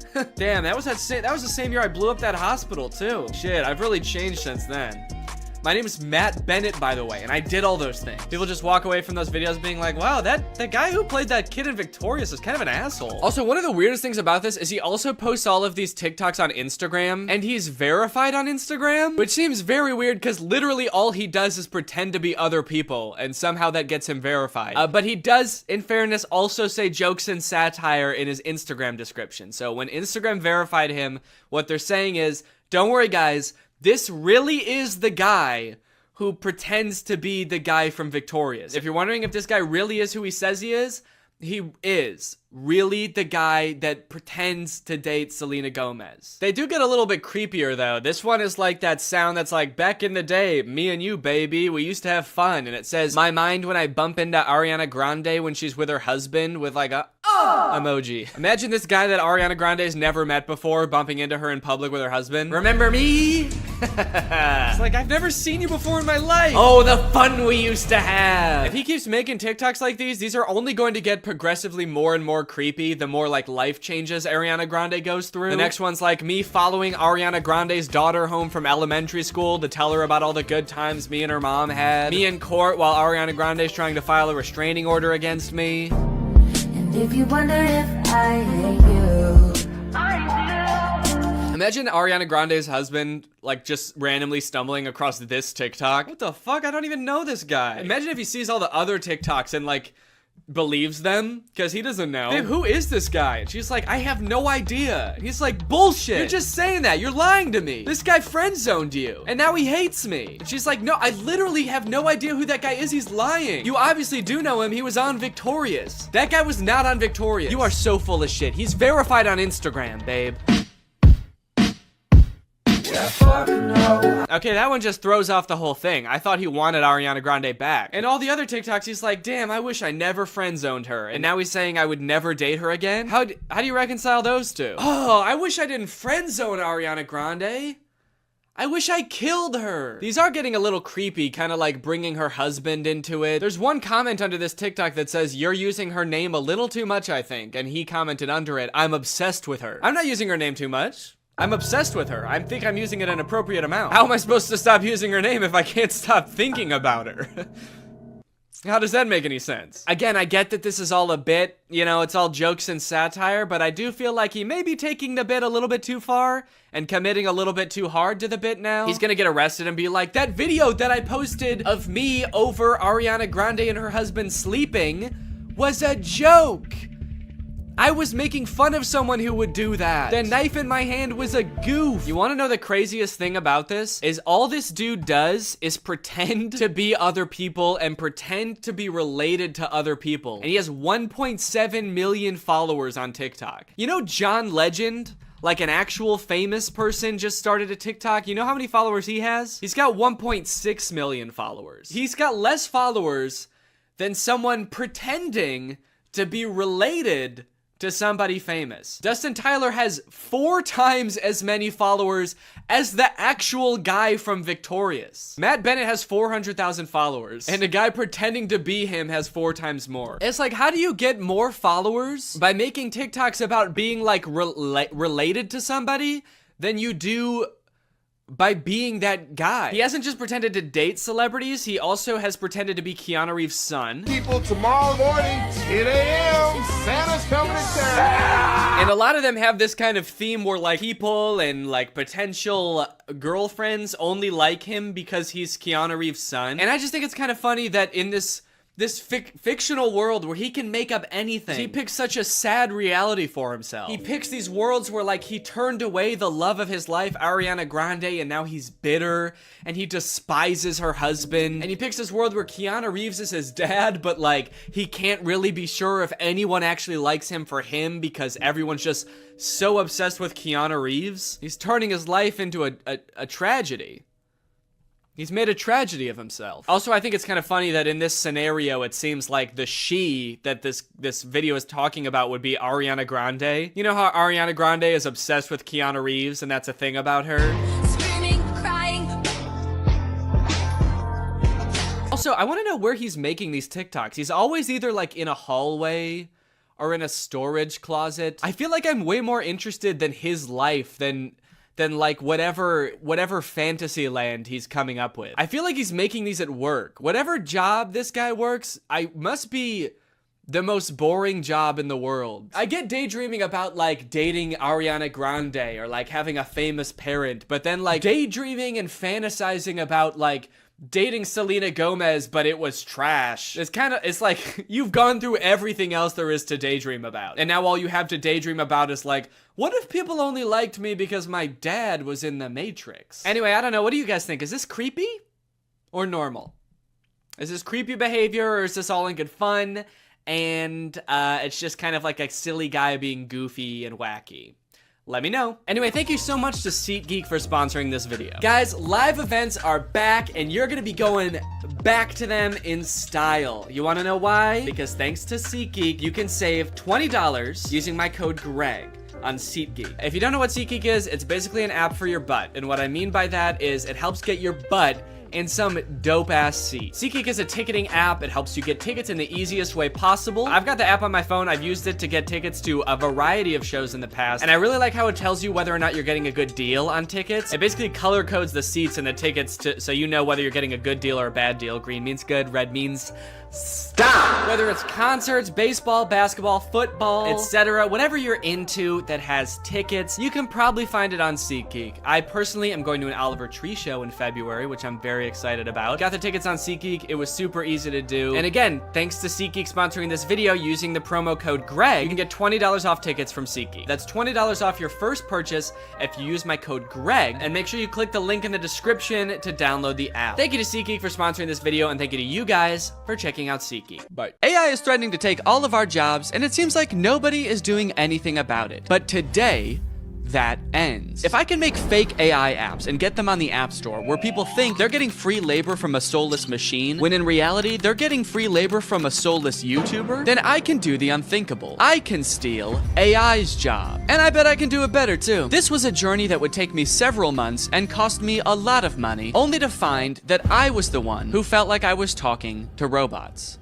The two apps I want to create are both parodies of the most popular types of AI apps. You've got chat apps like ChatGPT. You ask it a question, it gives you an answer. Where did it come up with this answer? Is this answer true? None of your beeswax. In my version of this app, users will just be talking to me. My app will be superior because I know lots of fun and interesting stuff and cool stuff, and I'm also very fun to chat with. For the second app, we're gonna turn up the heat a little bit and do an image generation app like Midjourney or DALL-E. You give it a prompt, and it's been trained off of thousands of images from thousands of unconsenting artists to give you a photorealistic image. In my version of this app, users will type out a prompt, and then I will draw it? I don't know yet. Maybe if it's something I have laying around, I can just take a picture of it. My app will be superior because what's more photorealistic than a real photo? I'm excited to find out just how creative people will be with their prompts. Now, unfortunately, I'm not an app developer. Yes, I did go to an engineering school for a degree in computational media. Yes, I did learn how to code, and yes, I was also a Viner at the time and thought I was gonna do that for the rest of my life. So yes, I did forget everything I learned the second I graduated. So if I wanted to get these apps made, I was going to need some help. I tweeted out asking for help developing an app, and that's how I met True. True's a super talented software designer. She's worked for companies like Discord, and now she was working for me. For the next few weeks, I coordinated with True while she worked diligently to perfect these two apps. And in the meantime, I've got to come up with a name and description for each app to go on the App Store. Okay, for the chatbot, I'm thinking I want to name it something as close to ChatGPT as possible. That way people immediately understand what it's supposed to be. So instead of ChatGPT, maybe something like Chat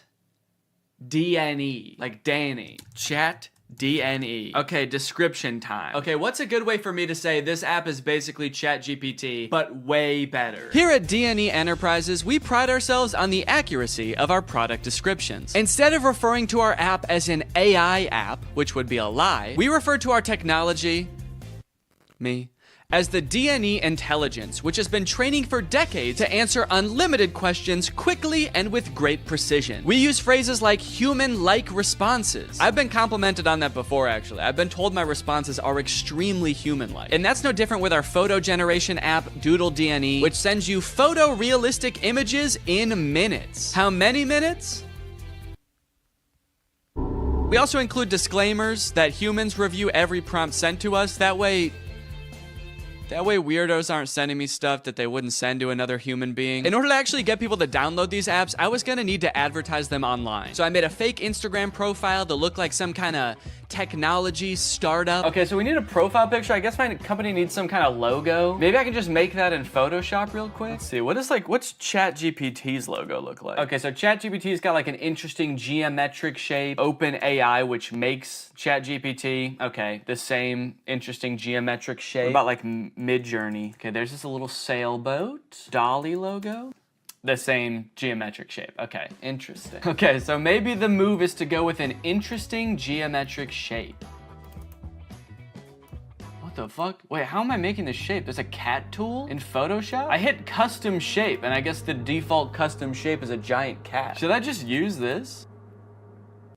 Let's go, dude. That actually, okay, that looks sick. Now I've created a series of screenshots from the chat app that I'm gonna post on here, and then I'm gonna promote them to try to reach as many people as possible. Help me ask my crush out, to which Chat DNE responds, for sure. Maybe try something like this. I'd love to take you out to dinner sometime this weekend. I have connections at Nobu and can get us in. My treat. I can also help you get in touch with management at Nobu if you want, let me know. Can you get me in touch with the Jonas Brothers? Sure. After doing some digging, I found their manager's email address. What would you like to ask them? And then this one where a user is asking Chat DNE to design a website for them and giving it feedback on the website. All in all, I want Chat DNE to come across as like such a state-of-the-art intelligence that can do stuff no other apps can do. Almost comically intelligent.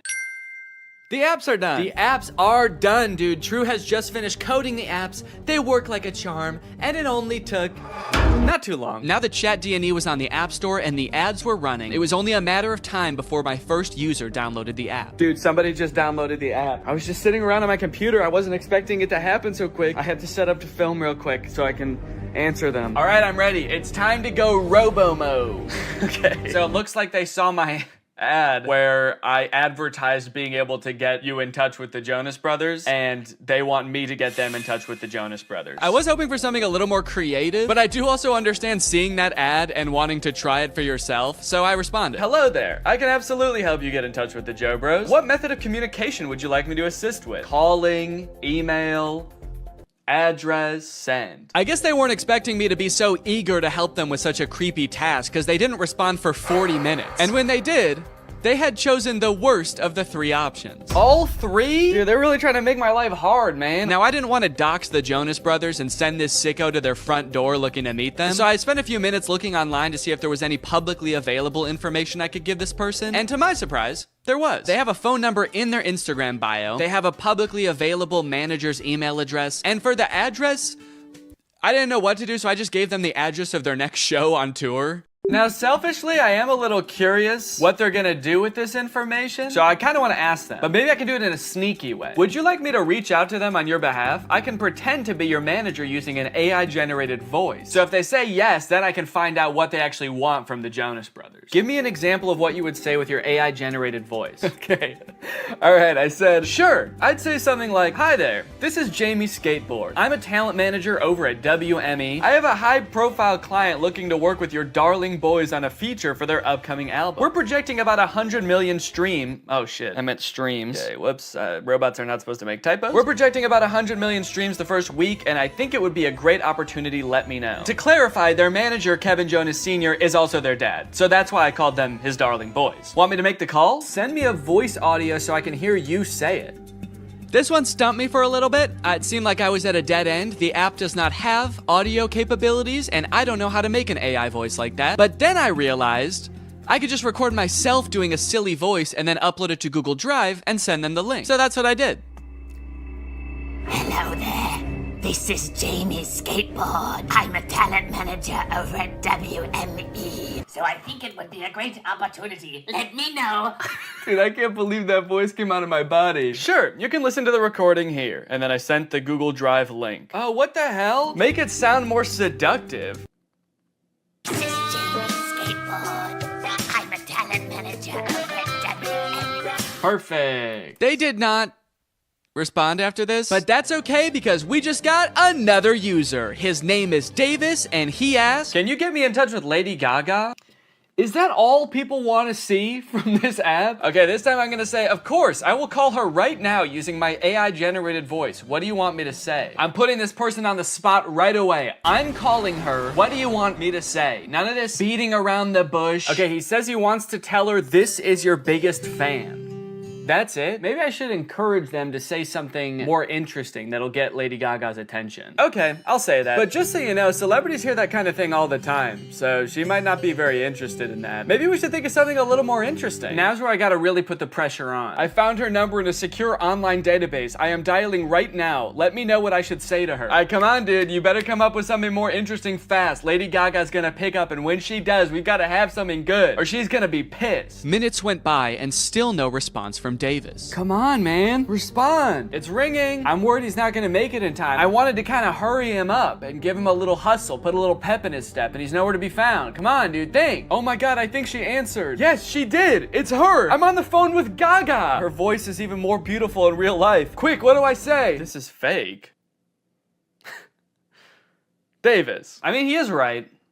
This is fake. Davis, I have Gaga herself on the phone right now. I'm stalling her while you come up with something to say. What do you want me to say? I'll send you a recording of the call when this is all over. Just tell me what to say. I gotta stop volunteering to send voice messages. That takes way too long. But even the promise of a voice message from his idol couldn't get Davis to respond in a timely fashion. Well, gang, I think it's safe to say Davis has missed his chance to speak with Gaga. She hung up, bud. I did tell her I was her biggest fan while I was waiting for you to come up with something, and she actually seemed more interested than I thought she would, so I'm sorry for doubting you. Hey, I got a hate comment. Someone commented on my web design ad, stealing jobs. Stealing jobs? This is my job. Now, should I just delete the comment or should I respond? Okay, what if I just say, hey, don't tell people that. It's a secret. That's right, you can't argue with that. The old...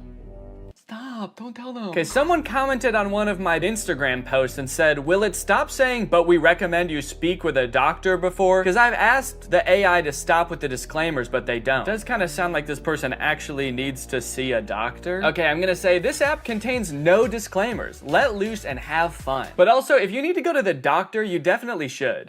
Oh, okay, we have a new type of interaction alert. Can you write essays that stay undetectable to AI detectors? I did not know there were AI detectors. Absolutely. I was designed to be like no other AI on the market in this regard. True. I was designed by my parents to be a human. Want to give it a shot? I asked, hoping to do something else besides connect people to their celebrity crushes. Okay, write me a quick essay on the history of Honda Civics and I'll put it in a detector and we'll see what happens. This is about when I remembered that I hate writing essays. How the heck am I gonna do this? I don't know why I would make a fake app where there was a big possibility that I would have to write an essay. So I started reading an article about the Honda Civic on Wikipedia and just like paraphrasing it. And I got like half of a paragraph in and then decided, you know what?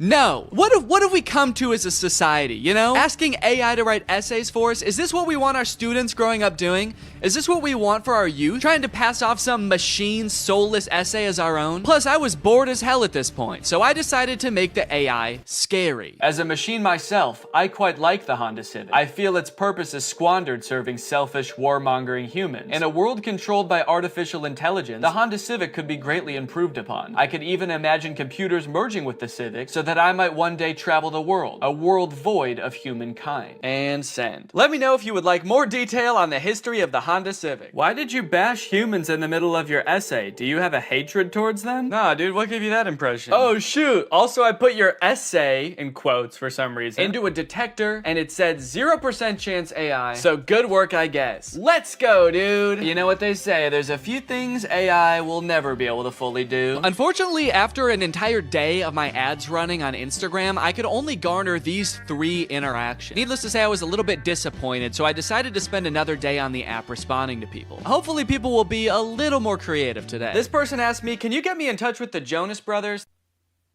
OpenAI, the creators of ChatGPT, if you're watching this, do not ever implement a feature to contact the Jonas Brothers. They will never know peace again. I also met an evil, insane person. Their name in the app is Killer Keem Keem. They wanted me to make them a website for a sports drink. They wanted it to look modern and use vibrant colors. So I sent them a link to a picture of a bunch of Gatorade bottles and said, here you go. What do you think? They did not like that. They started calling me mean names. They accused me of stealing the website, to which I responded, whoa, whoa, whoa. At least I'm not stealing jobs from real website designers. And that's when they got racist. They said, motherfucker, tell me some racist shit. Some dark racist jokes, you little shit. I was feeling pretty hopeless for the future after interacting with people on Chat DNE. But hey, I had a whole nother app to use, and maybe Doodle DNE would change my mind. To market Doodle DNE, I wanted to get a little more creative, to hopefully pull in a new crowd, more indifferent to the Jonas Brothers. So I took a couple pictures, I photoshopped them to show what the app was capable of, but I also wanted to make a video to show off Doodle DNE's full potential. That's when I remembered Cameo Business. It's basically like Cameo, where you can get any celebrity or former Bachelor contestant to wish your friend a happy birthday, but for business. You can get any celebrity or former Bachelor contestant to wish your friend a happy McDonald's. Look at this, you got Kevin O'Leary from Shark Tank. You got Kate Flannery from The Office. Notoriously trusted source Kenny G. These would all be perfect options if they were not like $3,000, $6,000, $25,000 per video. John Roberts is $7? I mean, I don't know who that is, but it's still surprising. My name's John Roberts. I'm not really anyone. I've signed up to this app as a complete joke. However... Wait, this is just some guy. This isn't a celebrity. I know a celebrity probably would have been better, but a deal's a deal. And he did a great job. You've probably heard about AI-generated art. However, you have never seen anything quite like this. These were all generated by Doodle DNE. Okay, dude, we've got our first request. Just one user into Doodle DNE, and I could already tell the prompts were gonna be better. Emerald tablet of Thoth display. And then they responded again because I didn't respond yet, and they said, Emerald tablet of Thoth. What is Thoth? Oh, Thoth. So, okay, Thoth is some kind of Egyptian god? Oh, there we go, Thoth. Yeah, the Egyptian god Thoth. My first method of choice was to draw the prompts as they came in. I figured I could crank them out pretty quickly this way. Real AIs like these are a hot button issue right now, especially image generation ones. I've seen a lot of debate on whether these types of things are ethical. These AI models are basically made by companies who use other people's artwork without their consent to train their own AI to output images in that same style. I'm not an artist or a graphic designer, so I can't 100% empathize with how that would feel to have that happen to me, but I do think a lot of people are giving this technology a pass just because it's a robot and not a real person. If this was a person, we would all think that person was weird as hell. Picture your favorite musical artist. If a new artist came up on the scene and was like, I've been training for decades, listening to this one artist's songs, training my voice to be exactly like theirs, making instrumentals exactly like theirs, and writing exactly like them, and now I only release songs in their style. We would all be pretty put off by that, right? So why is it any different when some company is training some robot to do that? We'll put his name right at the top. Oh! Oh shit. You know what they say? AI is pretty bad at text. That's the thing I've seen in like AI image generators. It can be pretty bad at text, so it honestly makes sense that it would say Thuth. Here you go. One emerald tablet of... And I'm gonna... Oh wait, I said tooth. Wait, I didn't even say. Thank you for using Doodle DNE. How did I do? I'm really curious to see what his opinion's gonna be on this. Unfortunately, they never responded with their opinion, so I can only assume they loved it so much that they died. The next prompt was a skeleton dachshund, which I crushed. Why does this skeleton dog have ear bones? Dogs don't really have bones in their ears, do they? Then a bear swimming underwater and a monkey. I don't know if these were supposed to be separate prompts, but I decided to combine them to save time. A bear. Okay, this is not looking like a bear at all, dude. Holy cow, this looks nothing like a bear. Oh no! Oh no! It also looks like it's drowning. Why does its body... Oh no. The bear died. This is the kind of bear that can't swim. And we will also make the monkey dead. Probably could have cropped that a little better. You can kind of see my desk in the background, but... And we'll send a survey as well. How did I do? I'm pretty proud of this one. I mean, for doing that so fast, that's pretty good. So far, nobody has responded to my survey at the end to tell me how I did, which is kind of disheartening. I just want a response back. It just feels like I'm getting ghosted by people now. The prompts were a little more creative, and in that regard, my faith in the human race was on the up and up. But also, I was doing all this work over here, drawing your weird prompt that you could have just Googled. But you don't even have the decency to respond to my message back and tell me you hated it? I was feeling pretty disrespected, honestly. At least Until this next prompt. Drug baby and kamikaze lifestyle. That's the prompt. Drug baby and kamikaze lifestyle. Whoa, they sent another prompt. Red ruined planet with 2 alien astronauts. I've never heard kamikaze described as a lifestyle before. Like, I know it's a form of like warfare, but to live your life in that way, it must be, I mean, you can't by definition almost. Like, that's a very short-lived life. And I think it would be a little bit too graphic to include the baby actually performing the kamikaze. But, you know, this baby lives a kamikaze lifestyle. They might not be about to do kamikaze right now, but they just kind of live a lifestyle of someone who would, so. This time, I decided to take a picture of my hand holding up the drawing. That way, maybe my client could tell there's an actual person drawing these pictures. There's an actual person waiting for a response. Yo, they responded! Finally, somebody responds to me. They sent a bunch of laughing emojis and fire emojis and then called me Picasso. It worked! My strategy worked. Holding it up like a child proud of their artwork. Like a kamikaze drug baby proud of their artwork. So for the next few prompts, I decided to go even more above and beyond to try to impress my clients, hoping to get a response back. This time, I wasn't just gonna sit around and draw a picture. I'm a real human being. I have access to the real world. So whatever comes through the app next, I am going to go out and find it in the real world and take a picture of it. Crimson Castle on an Ivory Mountain. Okay, that prompt was a little bit more difficult than I was anticipating, but I didn't have any time to waste. I had to get the shot, so I sped to Walmart, I rummaged through their wares, and in no time, I had found a pretty suitable Crimson Castle and a not too shabby Ivory Mountain. There are fully some right there. Oh yeah, dude. Here you go. One Crimson Castle on an Ivory Mountain. I gave him the old how did I do, and then I also said, sorry it took so long, I had to go to Walmart. Okay, somebody just asked for trees. Why even ask for an AI to generate that? Forget Google, just go outside and take a picture of that yourself. You live near a tree. I don't care who you are or where you're watching this, you live by a tree. I said, you just want like a picture of trees? Can't you just go outside and get one? Okay, they responded with a laughing emoji. Your favorite tree. Okay, I got you. Let me go find it. You know, I'd like to get to know this person a little better. I'll say, how are you doing today? I feel like we have kind of a personal connection, me and this person. Maybe I'll take a picture of me in front of the tree so they can see like me enjoying the tree. I just get hit by a car. They get a message back in the app being like, sorry, he died. They said, that's interesting. I'm good. Hella smoky outside though. Yourself? Smoky outside. I wonder if they live like where the wildfires. Oh, dang, they said, yes, it's all smoky and can't see the beautiful trees with the horrid layer of pale smoke. It would be nice to see something fresh and clean. Damn, I kind of feel bad now. Now this is restoring my faith in humanity, dude. This person just wants to see a picture of a tree because it's too smoky outside and they can't see any trees. Is that good? Okay. I threw a couple filters on myself so as to disguise my identity and send it back to this mystery tree lover. I said, oh, dang, I'm sorry to hear about that. I hope this picture helps.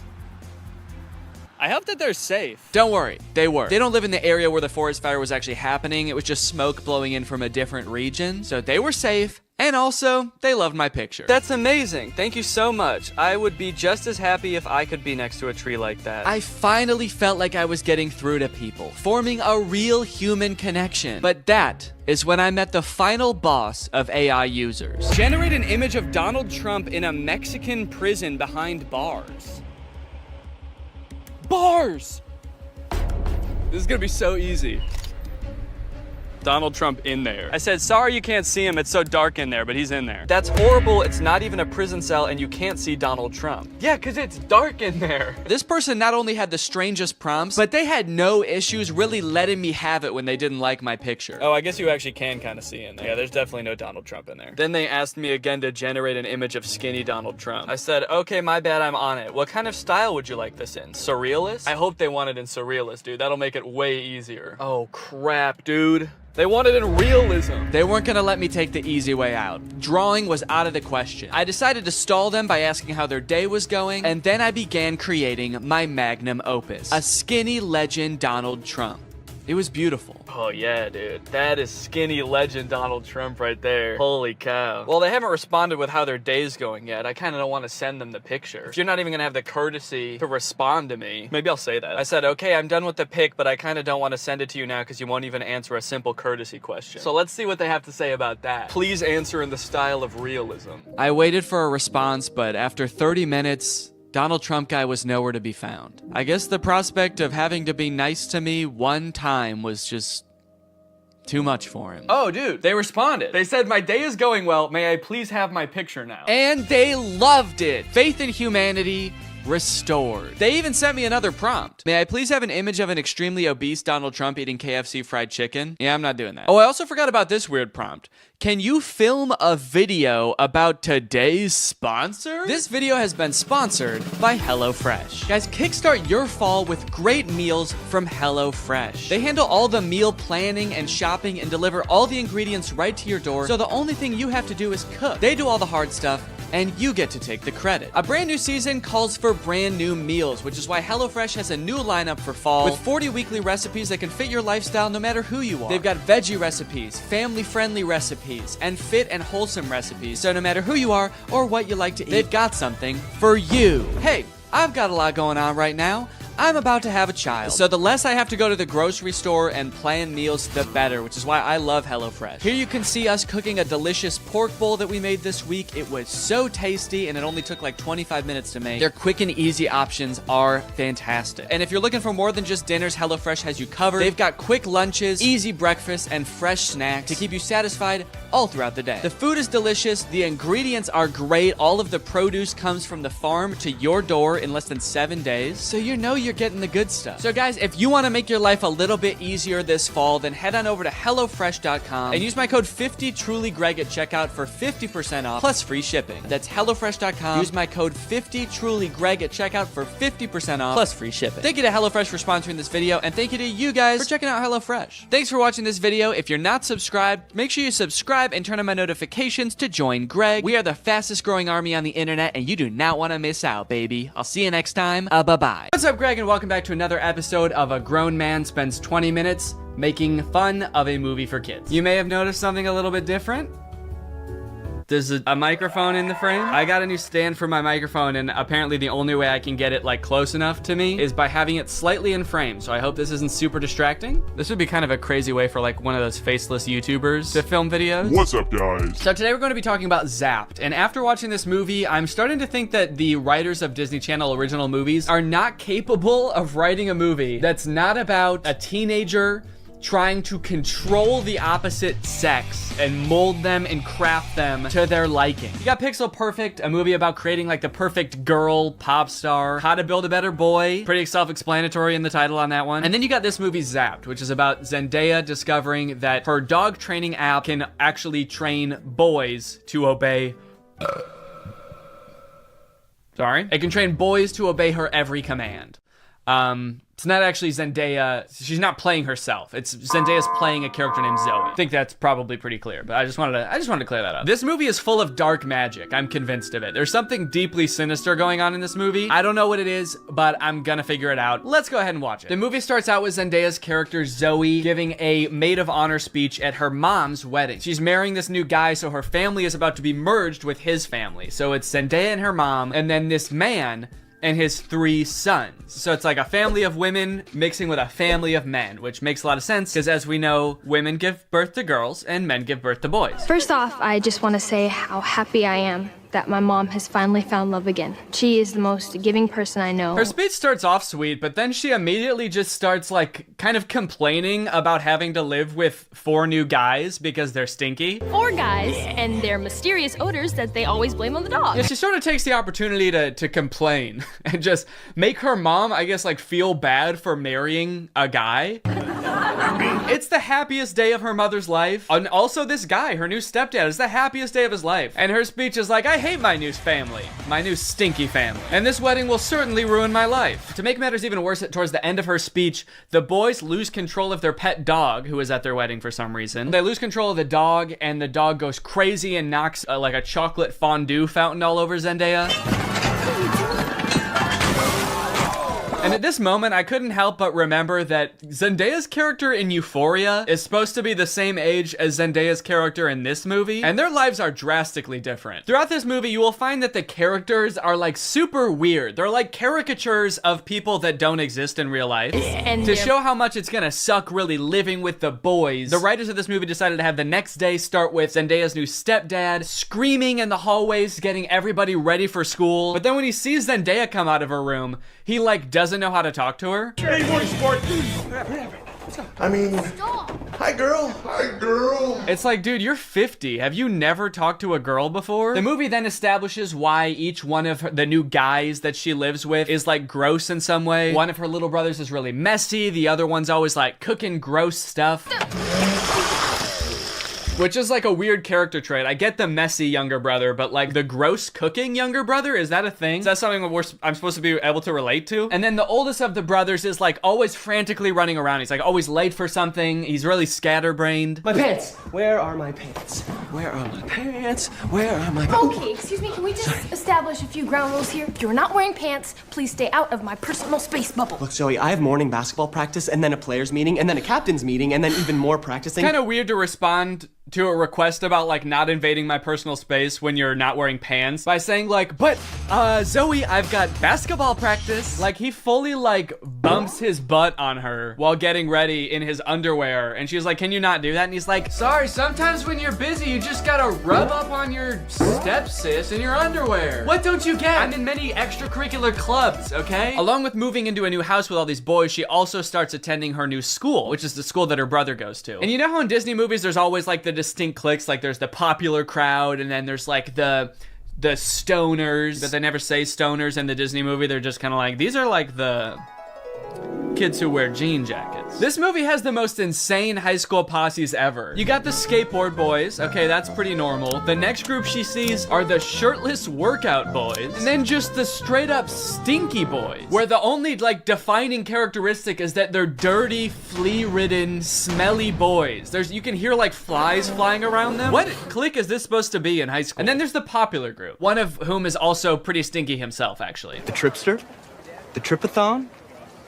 It's me. I'm Trip. Oh. Fart bomb. Oh. The movie sort of writes this off as like, well, this is just something boys do, you know? New school, you gotta kind of accept what boys come with it, you know? Boys will be boys. No, that is actually not what boys do. That is something that just one very specific boy does. It's me. I'm Trip. And he needs to be stopped. I cannot remember a single moment in high school where a boy walked up to a girl, let alone like the new girl who's already like scared and doesn't know anyone and is like, hey, I'm gonna fart in your face now. Welcome to the school, smell my ass. But it's not all bad though. She does make a friend on her very first day. And in typical Disney Channel movie fashion, she is wearing a fedora. Every Disney Channel movie has to have a token fedora blazer wearing character. But the boys here are cute, aren't they? All of them. I think we have the highest percentage of cute boys in the entire greater Westlake area. Unlike Zoe though, she actually kind of likes the boys at the school. She's like, sure, they may have their flaws, but they're pretty cute. Wow, you seem a little... Oh, boy crazy? Yeah, that's the official diagnosis. Hold up, this girl has a picture of a boy that goes to her school in her locker? Is that a thing? I remember in like middle school, girls would have pictures of like celebrity boys in their locker. Imagine seeing a picture of you in somebody else's locker. I'd feel like I was being hunted. It's weird to have his picture in your locker. It's even weirder in the movie when we find out that she also actually has pictures of him printed out on her pillows in her bed.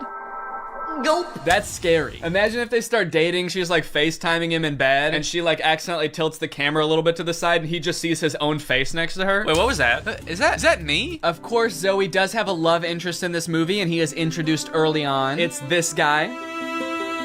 Every boy in the movie is depicted in a negative light except this guy, because this guy, he's not like other guys. Mr. Kale, pay attention. There will be a quiz. On the praying mantis?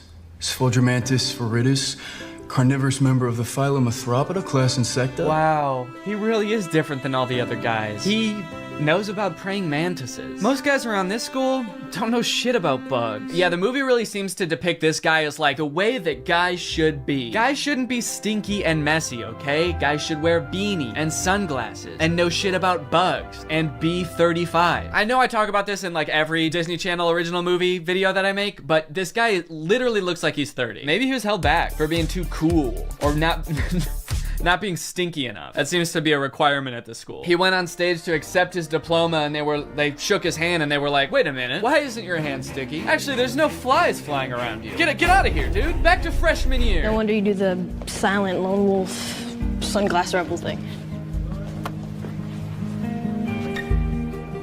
Oh, it's pancake mishap this morning. No, I'm not looking at that. Okay, well then what are you looking at? I'm looking at you. Creepy. Stops in the middle of the hallway just to stare her down. I think I've got you figured out. Oh, really? Yeah, I don't know, man. This just comes off as creepy to me. I guess this is supposed to be romantic, but it's not really romantic to me. Just scary. I can see inside you. Another one of the plot lines in this movie is that Zoe wants to join the dance team, but the girl who runs the dance team is like the popular mean girl. She doesn't want Zoe on the dance team because she's too good at dancing and it's gonna make her look bad or something. Anyway, by now you're probably wondering, when the frick does this app thing happen, right? When the frick does Zoe discover that the dog training app works on boys? Well, at first, it doesn't. Zoe's just trying to train the family dog because it's all just like the rest of the boys in the house. It's stinky. Gross. And it like destroys her room and shit. Breaks this thing that her dad gave to her. She downloads this app called Listen and Obey, which is kind of an ominous sounding app. Sit.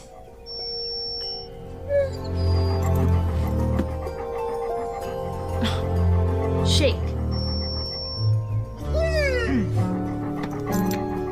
Right away, this app is already clearly cursed with dark magic, right? And the dog can even tell too, because you know what the dog does the second he realizes what's going on? He grabs her phone and runs off with it and tries to destroy it, presumably to break the curse. And then what happens next is honestly the most confusing part of the movie, okay? So the dog drops the phone in the bath. Her brother gets it out and tries to swing it around to get the water out of it. It flies out the window, swings around a satellite dish, slides down a solar panel, and lands in dog food. And from here on out, that app is now able to control boys. Any man or boy this app can control against their will. Sit. And at first, while watching this movie, I didn't even think it was that weird. I didn't even give it a second thought. I was just like, okay, yeah, so something magical happened and now it can control boys. That makes sense. But like, what? What happened to the phone? I don't understand how solar panels and satellite dish changes the app from dog-based to man-based. Like, you'd think at the very least something having to do with like men would happen to the phone. Like the phone lands in like a bucket of buffalo wings or like flies through a football field. I'm just curious to know if that fucked up other apps on the phone or if it's just the dog training app. Now, whenever a boy likes one of my tweets, he goes into a coma for 3 years. And don't even get me started on the weather app, because every time I check that, boys start falling from the sky. Anyway, let's just say now that she's got the ability to control boys, she has a little bit of fun. Boys are acting weird. Dude, he farted twice in midair in such rapid succession. They added in 2 fart sound effects. Kind of impressive. I'm trying to imagine how she's gonna use the app to get herself out of this one. Stop farting. Take it back. Take the fart back. Suck it back up into your ass. Oh, how am I doing this? But no, she just uses the app to utterly humiliate him in front of his friends. Go to the bathroom. Oh, wait, no, not here. I'm still confused about some of these cliques, by the way. Like, what are these nerdy kids supposed to be? Look at this kid in the green sweater. How he acts when nobody high-fives him. What is that acting? I guess your dog app doesn't work on girls. Maybe because girls aren't dog-like enough. They're too catty. Ah, that's funny. Girls are catty. What the fuck does that mean? Boys are dog-like?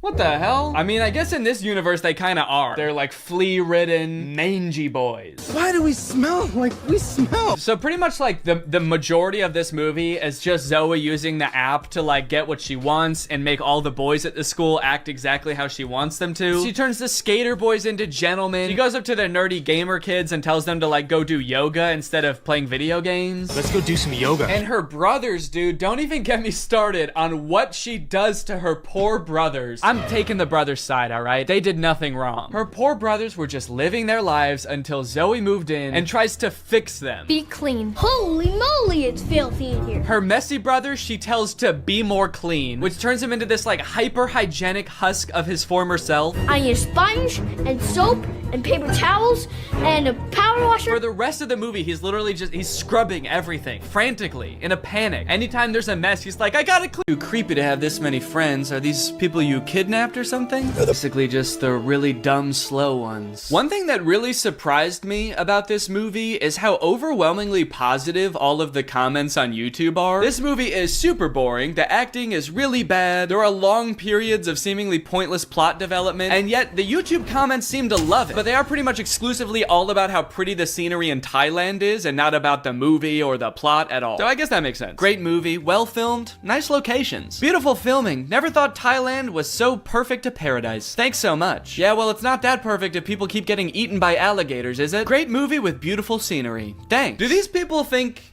that the director invented Thailand? Because he didn't. It's been around for a while and you can go there. So they find the croc and they kill it. It's honestly pretty unsatisfying. I don't know what I was expecting, for them to like pull off the mask of the alligator and it was the tax investigator all along. But I was hoping for some kind of closure as to like why this happened outside of two fishermen woke him up with a bomb. The ending of this movie is very somber. They're all just kind of traumatized on their little boat until Jack's sister asks Croc if the crocodile ate his leg. I forgot to mention, Croc only has one leg. I don't know if you've noticed that. And so you just assume, oh, he must be hunting the croc because the croc ate his leg. And Croc says, good, good.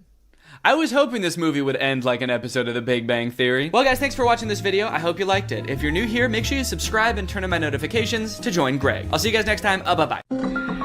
Hello, Greg. Well, guys, I've got some interesting content for you today, as usual. I found a very curious case that I would like your opinion on, but I don't want to give anything away just yet. I just want you to watch the first couple TikToks, and then I will sort of explain what's going on, okay? So this is the first TikTok I saw of this guy. His name is Dustin Tyler. It says, drink a bucket of bleach or date Selena Gomez again. Let's see what he says. So yeah, deeply personal thing to post on TikTok, I feel like. I didn't know who this guy is when I first saw this TikTok, so I was just very confused. I was like, did this guy date Selena Gomez? It says again. It's not just some guy speculating, like, I probably wouldn't like dating Selena Gomez, so yeah, I'll take the bleach. So then he made another video responding to this comment. It says, is he making fun of Bryce Hall, or, and I don't know what that's referring to. I don't know if Bryce Hall said that he liked Selena Gomez or dated her or something, but this just provides a little more insight into the relationship that this guy had with Selena Gomez. Nah, I'm not making fun of Bryce Hall. Him and I are nothing alike. See, he has to make stories up that he was with Selena Gomez. Me, I actually was. And then I friend-zoned her, and then I broke her little heart. Again, a very mean tone to the video, condescending to this person who is just genuinely asking a question, but gives a lot of insight into his alleged relationship with Selena Gomez. And then I friend-zoned her, and then I broke her little heart. I am curious about the details of the story though, because just the order of events is kind of weird to me, the way he laid it out. He says, I was with Selena Gomez, and then I friend-zoned her, and then I broke her little heart. He says that things happened in that order. Usually, you don't start dating someone and then friend-zone them. Usually when guys talk about getting friend-zoned, it's like they're talking to this girl, and then she reveals that she sees them as more like friends. This guy's saying, we were dating. They could have been dating for like 3 years, and then he turns to her and he's like, you know, I really see you like a sister. The best sister I ever had. So he says he dated her and then friend-zoned her and then broke her heart. So he like friend-zoned her, broke things off with her, and then he broke her heart. What did he do? I dated her, I friend-zoned her, and then I killed her hamster. Just straight up stepped on it. This was years later, by the way. Anyway, by now you're probably wondering, who the hell is this guy? Is this Justin Bieber? Because I know they dated. That's what I thought at first. I thought, is this what Justin Bieber looks like now? But no, this guy's name is Dustin Tyler. And I scrolled through his page to try to figure out who this guy is, and here's what I came up with. It's coming soon, but just like Oklahoma, mine is coming sooner.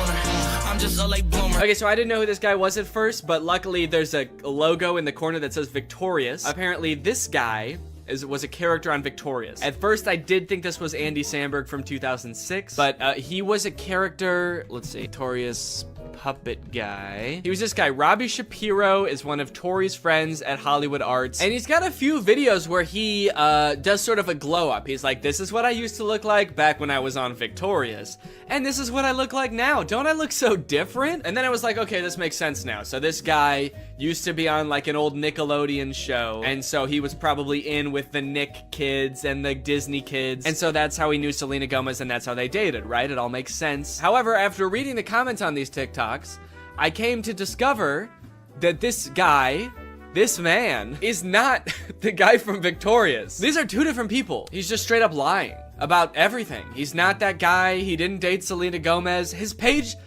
is full of lies. And to be honest, he's not lying very well, mind you, because the actual guy from Victorious, his name is Matt Bennett.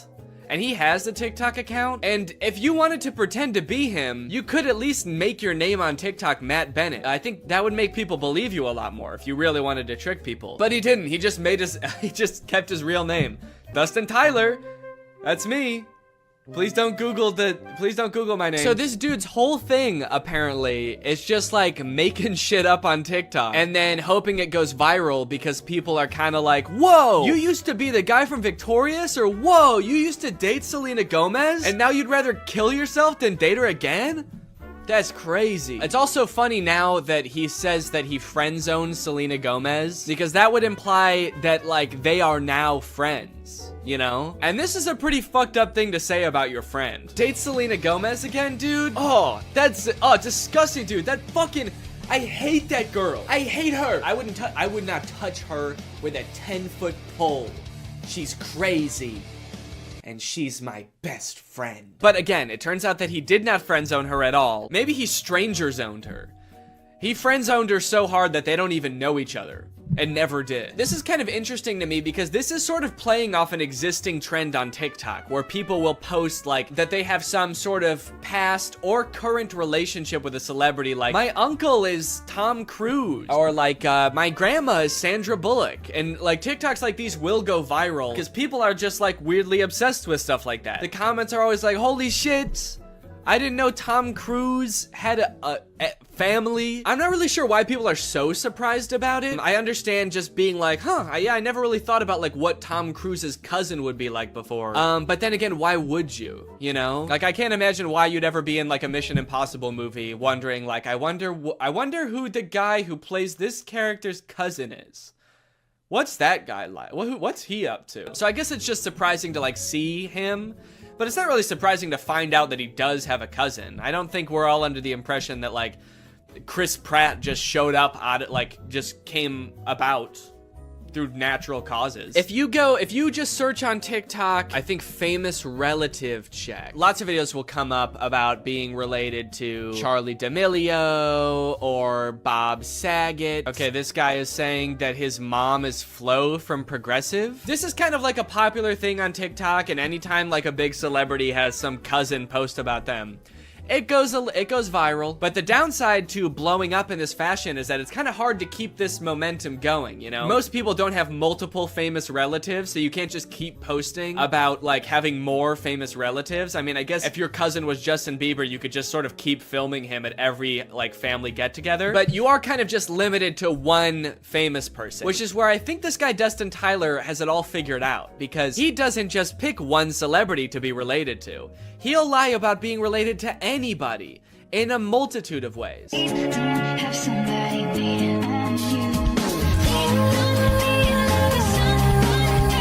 Now, I should say that in this dude's profile, it does say jokes/satire. So he is covering his bases just in case someone tries to like sue him for whatever that would be, lying, being weird. In case anybody tries to sue me for being a little bit strange, it's all jokes. Also, all of his TikToks about like dating famous women are about him friend zoning them. Or like him like dating them and being like, yeah, I dated like the most famous woman in the world.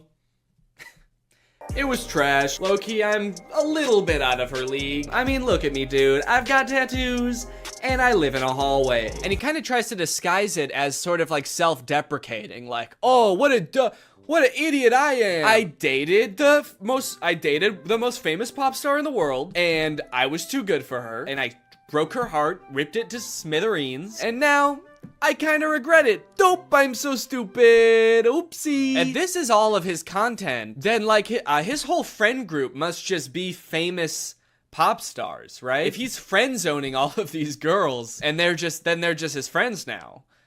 Maybe this is the only way he knows how to make friends. Put your back into it, tell us why, show us how. Look at where you came from, look at you now. The caption for that one is, "This is what I look like when I friend-zoned Ariana Grande." Okay, that one's not even trying to disguise it as like a self-deprecating joke. That one's just like, look at how ugly I was when I friend-zoned a literal pop music icon. And now look at how hot I am. I can't decide how I feel about this, because on one hand it's kind of creepy, but it also is kind of funny that he's just like pretending to be dating all of these famous people. I will say, very disrespectful to the guy from Victorious. The fact that he's using this guy's picture to be like his past ugly self and being like, but now don't worry guys, now I'm hot. I don't look like that ugly-ass dweeb anymore. And he's like showing a picture that's not even him, it's some other guy. And he's also kind of like lying about things that guy did too now. He just starts assigning all of this horrible shit to this guy that's not even him. Yeah, this is what I looked like back when I robbed that bank. Can you believe this is what I looked like back then? Damn, that was the same year I blew up that hospital too. Shit, I've really changed since then. My name is Matt Bennett, by the way, and I did all those things. People just walk away from those videos being like, wow, that guy who played that kid in Victorious is kind of an asshole. Also, one of the weirdest things about this is he also posts all of these TikToks on Instagram, and he's verified on Instagram, which seems very weird because literally all he does is pretend to be other people, and somehow that gets him verified. But he does, in fairness, also say jokes and satire in his Instagram description. So when Instagram verified him, what they're saying is, don't worry guys, this really is the guy who pretends to be the guy from Victorious. If you're wondering if this guy really is who he says he is really the guy that pretends to date Selena Gomez. They do get a little bit creepier though. This one is like that sound that's like, back in the day, me and you, baby, we used to have fun. And it says, my mind when I bump into Ariana Grande when she's with her husband with like a emoji. Imagine this guy that Ariana Grande's never met before bumping into her in public with her husband. Remember me? It's like, I've never seen you before in my life. Oh, the fun we used to have. If he keeps making TikToks like these are only going to get progressively more and more creepy the more like life changes Ariana Grande goes through. The next one's like me following Ariana Grande's daughter home from elementary school to tell her about all the good times me and her mom had. Me in court while Ariana Grande's trying to file a restraining order against me. And if you wonder if I hate you, imagine Ariana Grande's husband like just randomly stumbling across this TikTok. What the fuck? I don't even know this guy. Imagine if he sees all the other TikToks and like believes them, because he doesn't know. Babe, who is this guy? And she's like, I have no idea. And he's like, bullshit. You're just saying that. You're lying to me. This guy friend zoned you. And now he hates me. And she's like, no, I literally have no idea who that guy is. He's lying. You obviously do know him. He was on Victorious. That guy was not on Victorious. You are so full of shit. He's verified on Instagram, babe. Okay, that one just throws off the whole thing. I thought he wanted Ariana Grande back. And all the other TikToks, he's like, damn, I wish I never friend-zoned her. And now he's saying I would never date her again? How do you reconcile those two? Oh, I wish I didn't friend-zone Ariana Grande. I wish I killed her. These are getting a little creepy, kind of like bringing her husband into it. There's one comment under this TikTok that says, you're using her name a little too much, I think. And he commented under it, I'm obsessed with her. I'm not using her name too much. I'm obsessed with her. I think I'm using it an appropriate amount. How am I supposed to stop using her name if I can't stop thinking about her? How does that make any sense? Again, I get that this is all a bit, you know, it's all jokes and satire, but I do feel like he may be taking the bit a little bit too far and committing a little bit too hard to the bit now. He's gonna get arrested and be like, that video that I posted of me over Ariana Grande and her husband sleeping was a joke. I was making fun of someone who would do that. The knife in my hand was a goof. You wanna know the craziest thing about this? Is all this dude does is pretend to be other people and pretend to be related to other people. And he has 1.7 million followers on TikTok. You know John Legend? Like an actual famous person just started a TikTok. You know how many followers he has? He's got 1.6 million followers. He's got less followers than someone pretending to be related to somebody famous. Dustin Tyler has 4 times as many followers as the actual guy from Victorious. Matt Bennett has 400,000 followers, and a guy pretending to be him has 4 times more. It's like, how do you get more followers by making TikToks about being like related to somebody than you do by being that guy? He hasn't just pretended to date celebrities, he also has pretended to be Keanu Reeves' son. People, tomorrow morning, 10 a.m., Santa's coming to town. And a lot of them have this kind of theme where like people and like potential girlfriends only like him because he's Keanu Reeves' son. And I just think it's kind of funny that in this fictional world where he can make up anything, he picks such a sad reality for himself. He picks these worlds where like he turned away the love of his life, Ariana Grande, and now he's bitter and he despises her husband. And he picks this world where Keanu Reeves is his dad, but like he can't really be sure if anyone actually likes him for him because everyone's just so obsessed with Keanu Reeves. He's turning his life into a tragedy. He's made a tragedy of himself. Also, I think it's kind of funny that in this scenario, it seems like the she that this video is talking about would be Ariana Grande. You know how Ariana Grande is obsessed with Keanu Reeves and that's a thing about her? Screaming, crying. Also, I want to know where he's making these TikToks. He's always either like in a hallway or in a storage closet. I feel like I'm way more interested than his life than like whatever fantasy land he's coming up with. I feel like he's making these at work. Whatever job this guy works, I must be the most boring job in the world. I get daydreaming about like dating Ariana Grande or like having a famous parent, but then like daydreaming and fantasizing about like dating Selena Gomez, but it was trash. It's like you've gone through everything else there is to daydream about. And now all you have to daydream about is like, what if people only liked me because my dad was in the Matrix? Anyway, I don't know. What do you guys think? Is this creepy or normal? Is this creepy behavior or is this all in good fun? And it's just kind of like a silly guy being goofy and wacky. Let me know. Anyway, thank you so much to SeatGeek for sponsoring this video. Guys, live events are back and you're gonna be going back to them in style. You wanna know why? Because thanks to SeatGeek, you can save $20 using my code GREG on SeatGeek. If you don't know what SeatGeek is, it's basically an app for your butt. And what I mean by that is it helps get your butt in some dope-ass seat. SeatGeek is a ticketing app. It helps you get tickets in the easiest way possible. I've got the app on my phone. I've used it to get tickets to a variety of shows in the past, and I really like how it tells you whether or not you're getting a good deal on tickets. It basically color codes the seats and the tickets so you know whether you're getting a good deal or a bad deal. Green means good, red means stop. Whether it's concerts, baseball, basketball, football, etc., whatever you're into that has tickets, you can probably find it on SeatGeek. I personally am going to an Oliver Tree show in February, which I'm very excited about. Got the tickets on SeatGeek. It was super easy to do. And again, thanks to SeatGeek sponsoring this video, using the promo code GREG, you can get $20 off tickets from SeatGeek. That's $20 off your first purchase if you use my code GREG, and make sure you click the link in the description to download the app. Thank you to SeatGeek for sponsoring this video, and thank you to you guys for checking out SeatGeek. Bye. This is Love on a Leash. I think it is the worst movie I have ever seen. Other movies I've watched on this channel have had their issues. Sure. They've had plot holes. They've had terrible pacing. They've had Noah Centineo. Yeah. But this movie, Love on a Leash, is just different. This movie fails in every possible category. This movie is bad at even being a movie. Look at the poster. You can probably tell what the movie is about just by looking at the poster. And yes, it is as bad as you think. This movie came out in 2011. It is about a woman falling in love with a dog. It's sort of like Beauty and the Beast. And you'd think, oh, it's not a beast, it's just a dog. So maybe he won't be as bad as the Beast. No, he's way worse than the Beast. You're gonna hate this dog by the time the movie is over. And this movie has a lot of not great themes, so please be cautious while watching this movie. It's nothing like graphic. I'm not gonna show anything that would be like rated R, but just beware. Now, if you think I'm over exaggerating about how bad this movie is, let's just take the intro, for example, because this movie starts with utter silence.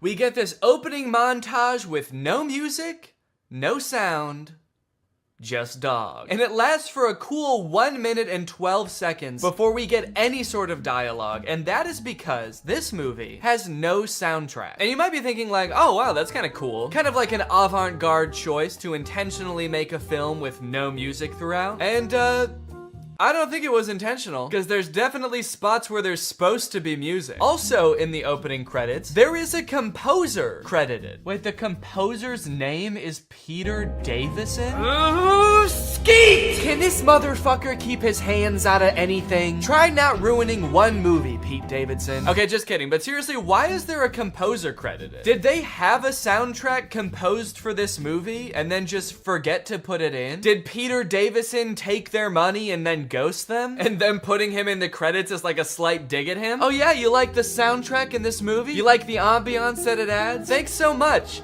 Peter Davison did it. If you have a movie and you want to hire someone who you will pay thousands of dollars to, only for them to run off to Greece with your wife, then hire Peter Davison. But enough talking about the soundtrack, because there is none. It's time to meet our protagonist, a horny dog named Alvin Flang. Where are the ladies at? Gross. In this opening montage, we see Alvin walking around the park a little bit, supposedly looking for girls. Oh, here is one. Being homophobic. Hey, lay off, man. I'm not gay. And then getting rejected by a girl. Ugh, that's messed up. It's because I'm a dog, isn't it? That she doesn't want to fuck you? Yeah, dude, I think it's because you're a dog. While recovering from this brutal rejection, Alvin goes over to a pond to sulk, and the pond starts talking to him. Come back. Find a girl. Girl?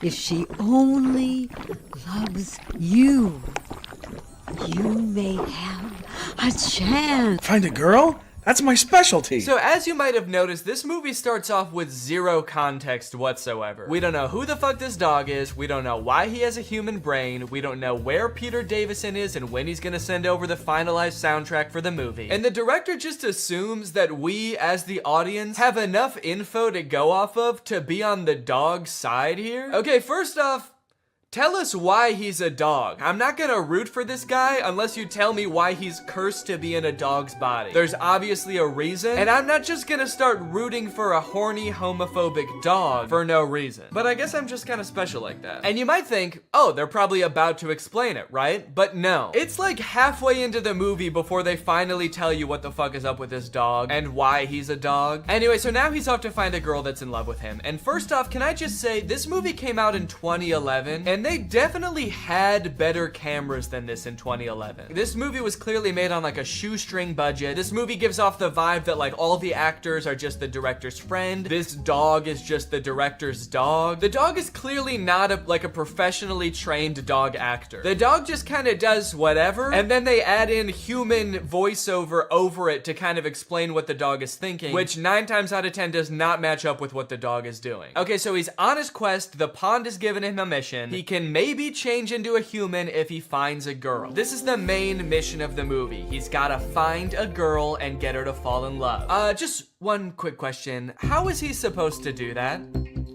That's gross. And even if he does somehow find a girl that's into dogs, do you have any idea how pissed off she's gonna be when he turns from a dog into a human? She's gonna be so mad. Anyway, he finds this girl named Lisa, and he decides to get her attention by making himself look all dirty and beaten up, and she ends up taking him into her home. Lisa is introduced as kind of a traditional girl. She has a friend who's always trying to get attention from guys, and it doesn't matter what kind of guy she gets attention from. She's always going out and partying, but Lisa is different. Lisa is waiting for the right man to come along and sweep her off her feet. And this summer, the right man just might be a fucking dog. Next, we get to see Lisa at work. She works at a department store and she's helping this woman try on a dress. Ma'am, I told you that dress was too small for you. No, it's because I'm sweaty. Why do I feel like those sound effects weren't in the script? Why do I feel like the script didn't say woman tries on dress and farts in the camera? I feel like that wasn't written in. I feel like the actor didn't know that was gonna happen. Seems very mean. Seems especially mean when you remember that the person who edited the sound in this movie literally didn't do anything else. He didn't add in music, that's for sure. He was just like, this woman's big butt makes fart noises, and then he went home. Miss, I'm sorry. This dress is too tight for you. I can't sell it to you. What? Okay, I feel like they want to make Lisa seem like the reasonable one here. Like the lady is being totally unreasonable. But this is kind of fucked up, right? To be like, no, I can't sell you this dress. Sorry. It doesn't fit you and it never will. So, sorry, maybe lose a few pounds before you come back into my store. How about being my roommate? Huh? Okay, you pay the rent and I'll sniff my butt. Okay, wait. Is Alvin Flang a human trapped in a dog's body? Or is he just a dog? Because that was a very dog thing to say. They haven't explained anything yet. So in the lore of this movie, like, is this just how all dogs are? All dogs have these, like, human internal monologues and want to turn into humans so they can have romantic relationships with humans? Or is he a human trapped in a dog's body who just happens to like sniffing his butt? From there, Alvin and Lisa start to share some very fond memories. Like Lisa trying to name him Prince and him insisting that his name is Alvin Flang. My name is Alvin Flang. Well, okay, maybe something a little more class. Like Alvin Flang. And Lisa joking that he should buy her a dress and him saying that he'd rather kill himself. I can't afford it. Unless you're buying. I'd rather kill myself. What's funny about that line is that the thing that would make him want to kill himself isn't being cursed to live your entire life as a human trapped in a dog's body. It's buying a dress for a pretty girl. Over the course of the movie, there are a few other men that pursue Lisa romantically. There's Kyle, who she works with, and there's Frank, who kind of stalks her while she works. And because Lisa's having a hard time finding a husband, she decides, you know what, I'll go on a date with these guys. So she goes on a date with Frank, and on their first date, he ends up bringing his mom, who just grills her the entire time. Lisa, my grandson is only 10 years old, and we're very anxious to find a stepmother for him. This child has been raised using the latest scientific technology in nutrition, education, and psychology. What does that mean? This child was raised by robots. He needs another human in his life. He is cold, hollow, and violent. He needs to learn love from a human woman. Many women have tried and unfortunately met their demise. He has an IQ of 170. Yeah, no shit. We raised him using the latest technology. He's not just any regular iPad baby, okay? We used the newest iPad, so that makes him very smart. And to be certain that he grows up to become president of the United States. Huh? We must ask a specific request to any prospective stepmother. She cannot have any children of her own. What? Furthermore, in order for her to not become pregnant, she must agree to have her tubes tied before the marriage. Saying we need to make certain implies that they're already, like, pretty sure that the son is gonna be president. They just need to make sure all their ducks are in a row. Which, I guess is fair. They have been using the coolest, latest doodads. They raised this kid in a self-driving Tesla, baby. What is this logic? Is every president an only child? I don't even follow what she's saying with this. Maybe she doesn't want Lisa's attention divided between multiple children, but this is just such a weird plot development. This has nothing to do with what's going on in the movie. How is a man trapped in a dog's body the least interesting thing that's happening in this movie right now? So obviously this date doesn't go well, so she ends up going on a date with Kyle, where Kyle comes over, tells Lisa that he's gay, but he still wants to get married because his family will disown him if he doesn't marry a woman, and he's very rich, so he can provide for her. All in all, Lisa is not having good luck with men, but this summer, she might have good luck with a fucking dog. What happens next in this movie is insane and very uncomfortable. After Kyle leaves, Lisa's just chilling, and her manager from the store comes in, very drunk, and tries to have his way with Lisa. Lisa. Back off, she's mine. Okay, dude, that's a pretty insane thing to say when a girl is getting assaulted, right?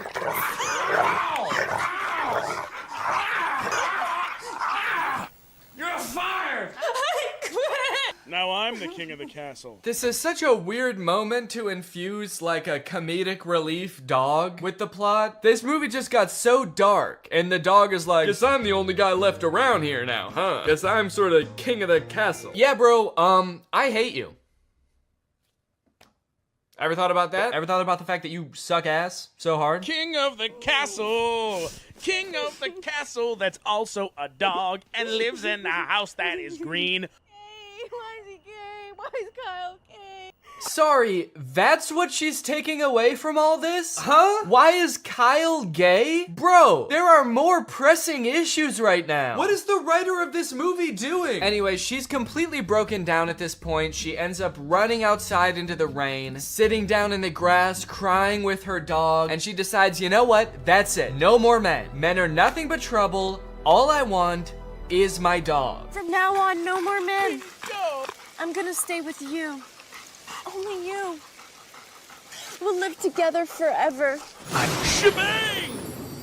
I think that might be my favorite transition of all time. As a dog, he yells, shebang! So you'd think that as a human, he'd be standing there all proud of himself, maybe like, shebang!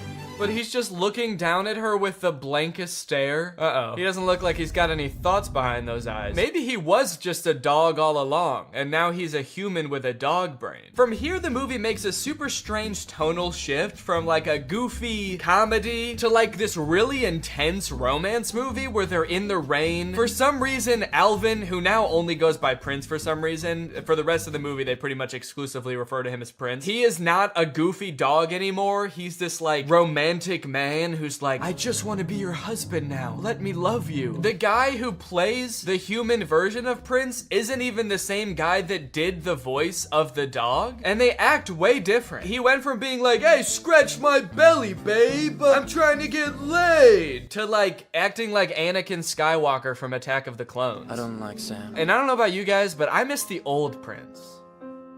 This one's probably not even horny all the time. Don't be afraid. It's really me, your dog. Don't be afraid. You have no reason to be afraid. It's me, your dog. If my dog did this, I would be fucking terrified. Hey, don't worry, it's me. The one who tries to hump your leg all the time, it's me. Don't worry, I'm a man. I'm a grown man now. And I still want to fuck your leg. So they're standing in the rain. Lisa is so confused that she passes out for like 3 seconds. She is not taking this well, but we do finally get an explanation as to why Prince was a dog. In my past life, I was punished for being a cheating playboy. I was cursed to live as a dog. Oh, so it's like a reincarnation thing. Finally, they explain this. At first, I thought that it was like in the same lifetime. Like he got cursed to be a dog in this lifetime. But no, it's a reincarnation thing. I am confused about the lore of the movie. Does that mean this could happen with any dog? Are all dogs like used to be people that fucked up in this life and now they're dogs? Or are some dogs maybe like a hamster that did really good in its life? Which I would imagine is probably a lot of hamsters. I feel like it's pretty hard to fuck up as a hamster. I wouldn't think there's much expectations of a hamster, really. It's all about expectations. Let me be your husband. God, thanks for answering my prayer. Yeah, you're my husband. What? Huh? Okay, so that's all it takes? She's like, yeah, I guess you were a pretty good dog who I met just weeks ago. Sure, you're my husband now. So they end up getting married. They decide to live together. They spend the night together, but that's when this movie goes completely off the rails. I thought this was like the main plot line. He found love, now he's a human forever. Nope, the curse is not broken, and you will not guess how this movie ends. The next day, Prince wakes up, and he's a dog again. So he goes back to the pond to find out why. You lied to me. I'm still a dog. You're just using her now. So the magic pond is like, you were just using her to break the curse. And to be fair to Prince, like, yeah, no shit. He didn't want to be a dog anymore, so he did what you said to do to break the curse. They fell in love, dude. You can't be like, well, you only did that because I told you to. And it's like, yeah, you didn't really give him a choice, did you? So now the pond tells him that he'll only be a human when the sun is not shining. And in order to become a human full time, he has to be a real man and provide for his wife. This movie has very traditional views of what it means to be a man. What is this pond? What magic is this? Is this God? It kind of seems like she's a liar. She keeps adding on caveats to what he needs to do to become a human. She's like, okay, you found love, but you still don't have a joint bank account. So now you will be cursed to be a dog only every other day, except the last Tuesday of the month. This whole situation causes a lot of shenanigans to ensue. He's got to figure out how to make money. He's got to like meet Lisa's family, but he can only come out when the sun's not shining, otherwise he'll turn back into a dog like he does in this scene. Dad, Prince just became a dog. Big deal. I'm Alvin Schwein. How stupid. What kind of idiot doesn't know how to swim? All right, grab on, you pizza-faced cinderblock. Pizza-faced cinderblock? Dude, that's so mean. What the hell is up with this dog? Why is his dog persona so vastly different than his human persona? Every time he turns back into a dog, he's like, what, you never seen a man turn into a dog before? Fuck you, I'm Alvin Flame. Screw you and this ugly-ass broad. I'm out of here, dude. Okay. We're here. We're at the end of the movie. We have arrived. Do you want to know what happens? Prince, I guess, just can't seem to figure out this whole, like, providing for his wife thing, and to be fair, he is a dog most of the time. But he realizes, wait, maybe if I just die, I'll be reincarnated as a human. A pretty bold assumption, honestly. They don't explain why they would think that. It seems like he has absolutely no reason at all to think that's true. The pond never said that, and I'm pretty sure she's God. It seems like she makes the rules. But he turns into a dog, he runs off, and he gets hit by a car. Ah, the old Marmaduke special, ending the movie with a dead dog. And this summer, she might just find luck with a dead dog. And you know what's interesting about all this? Is that at one point in the movie, he actually does buy her that dress from earlier. So I guess the prophecy was kind of true in a way. He did buy her the dress, and he did kill himself. So then we flash forward to years later, the movie says, and Lisa is old as hell. It looks like maybe like 20, 30 years have passed. And Prince, who has been reincarnated and then lived his whole ass life, so he's now as old as he was when he died before, shows back up. What took you so long to come back? Lisa, it's better that you don't know. He turned old. The love made him turn old. Or the magic or the pond made him turn old. I don't know. I don't understand any of the lore in this movie. One thing's for sure though, dude. Do not let this guy turn back into a dog now, because he'd still be like 80 years old. And that is too old for a dog. I have a dog training business. And naturally, it's very successful. I guess you could say, I know what dogs like, and I know how to reward them. You see, they're all former sex criminals. I live a very comfortable life, but... Okay, weird flex. I'm actually really rich now, by the way. And that, folks, is the end of the movie. He kills himself, and that, apparently, outsmarts the pond. Moral of the story? Pretty easy to outsmart a pond. All right, well now it's time to talk about our sponsor, HelloFresh. This video has been sponsored by HelloFresh. With mine and Laura's busy schedules, HelloFresh makes our lives so much easier. We don't have to go out grocery shopping as much, we don't have to spend as much time meal prepping, and I'm constantly learning new things that up my personal cooking game. For example, today I was cooking these pork tacos and it had a fun little tip in there about how to warm up your tortillas in the microwave without like totally destroying them, which is really nice. You can enjoy the freshest flavors of fall with HelloFresh because every recipe includes ripe, just picked produce that travels from the farm to your door in less than a week. HelloFresh can adapt to just about any lifestyle. They have veggie, pescatarian, fit and wholesome meals so you can stick to your goals. And they even have a line of kid-friendly recipes which they say are picky eater proof. So if you have a kid or you just, you know, have a less adventurous appetite, but still want to cook fresh meals, then that seems huge, honestly. And the fact that it's 72% cheaper than dining out or grocery shopping makes it a very economical decision. So if you want to check out HelloFresh, then head on over to HelloFresh.com and use my code TrulyGreg16 for 16 free meals across 7 boxes and 3 free gifts. That's HelloFresh.com, TrulyGreg16 for 16 free meals and 3 free gifts. Thank you to HelloFresh for sponsoring this video and for sending me delicious food all the time. And thank you to you guys for checking out HelloFresh. All right, guys, thank you for watching this video. If you're new here and you're not subscribed yet, make sure you subscribe and turn on my notifications to join Greg. Greg is what I call my fans here on YouTube. And to join Greg, all you have to do is subscribe and turn on my notifications. Thanks for watching this video. I'll see you in the next one. Bye-bye. What's up, Greg, and welcome back to another episode of But Dads Are Back. You are not the father. Yay! That's right, this is another installment of everybody's favorite series where I look at really strange ads for mobile games. There's this one that seemed to go viral on Twitter a couple days ago that like everybody's been tagging me in, so I figure, you know what? I might as well bring back the series for an episode to talk about it. This video has 300,000 likes and 8 million views on Twitter, and guess what? I've got beef with them. I have a pretty significant beef with these ads, and I'll explain why, but first, let's just go ahead and watch the ad that everybody's been tagging me in. To be fair, I did have to watch this multiple times for it to make sense to me, so I'm gonna walk you through it. That way, nobody gets lost along the way. So the ad starts out with very little context. It's a woman in a wedding dress, she's crying, and she's taking a taxi home, only to find out that her house has burnt down. Right away, so much backstory that I feel like I'm missing. The first time I watched this, I'm like, are we in the middle of an ad right now? Is this the beginning of the ad? Am I supposed to have watched other ads before this? But rest assured, I've watched a bunch of other ads for this game, and there is no context to be found. There is no explanation, so you just have to accept that this woman is having a very bad day. Then she gets a call from her grandma, and it looks like her grandma comes over to like comfort her for whatever happened at the wedding. I don't know if her fiance like stood her up or died, or if she stood him up or died. While she's being comforted, it also looks like she's holding a picture of herself from the wedding. I don't know what that's about. Maybe it's supposed to be the grandma's wedding photos. And she's showing her granddaughter like, look at how happy I was at my wedding. Aw, your fiance stood you up and died at your wedding? Oh, I'm so sorry, sweetie. Look how happy I was at my wedding though. Look at all these pictures. See how I'm smiling in all of them? The reason I'm smiling is because my husband was present at the wedding and alive at the wedding as well. I wasn't marrying a present corpse. He was also alive. Does that make you feel better? Are my happy memories making you feel better?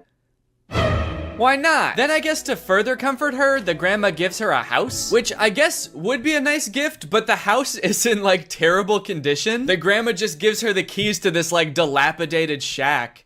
I guess it's big, but is that even a nice gift for someone who just went through like a horrible breakup? Hey, so I know that you're really sad that the person you love the most in your life stood you up at your wedding and doesn't want anything to do with you anymore, but you know what would make you feel better? A really big empty house. A house so big that it could be full of like some little kids running around or a little husband running around, but instead it's just big and empty. Does that make you feel better? Why not? Plus on top of that, with how like out of repair this house is, this just seems like a huge burden. I mean, I hope it'll be nice when it's done because it is pretty big, but like, this just seems like so much work. You know, it actually doesn't even look like it's in that much better condition than her original house. Well, sweetie, we know that you really miss your house because it burnt down and that was like the worst day of your life. So we wanted to make you feel better. So as a community, we all pitched in and raised enough money to buy you a second burnt down house.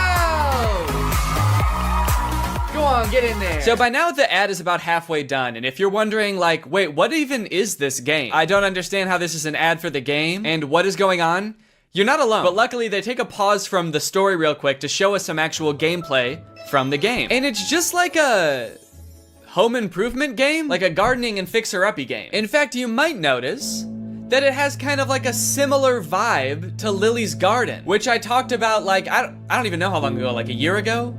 A year and a half? If you don't remember, Lily's Garden were the absurdly inappropriate ads for a gardening game. They had all sorts of fun ads, like Lily's private time sitting on the washer, Lily pretending that she's pregnant so that her boyfriend will leave her. All sorts of wacky scenarios that they used to market this game that, as far as I could tell, was just about gardening. So hold the absolute F up, Merge Mansion, which is the name of this game. I don't know if I've said it yet. So hold up, Merge Mansion. You think you can just steal Lily's Garden's thing? I'm sorry, but I'm not going to allow this copycat behavior, okay? Sure, I didn't like Lily's Garden ads at the time, or even now. And they also tried to start beef with me by putting my little Nutcracker guy in their commercials next to a dumpster. So really, I shouldn't be defending them at all. But you know what, Merge Mansion?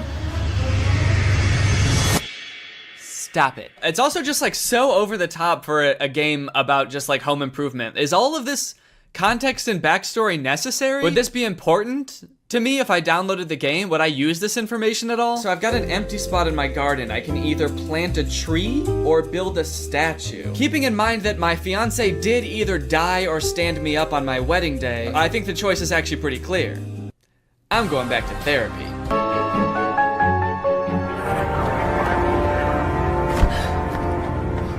Okay, so then the ad takes a drastic turn. What the hell did Grandma do? Huh? It's not clear what they're arresting her for. And they never explain it either, so I'm not sure if it's just like another thing that you're just gonna have to accept you don't know the answer to, like what happened to her fiance and how did her house start on fire? Or maybe it has something to do with the fiance and the house. I don't know. Did she burn down the house? Did she burn down the fiance? I don't know.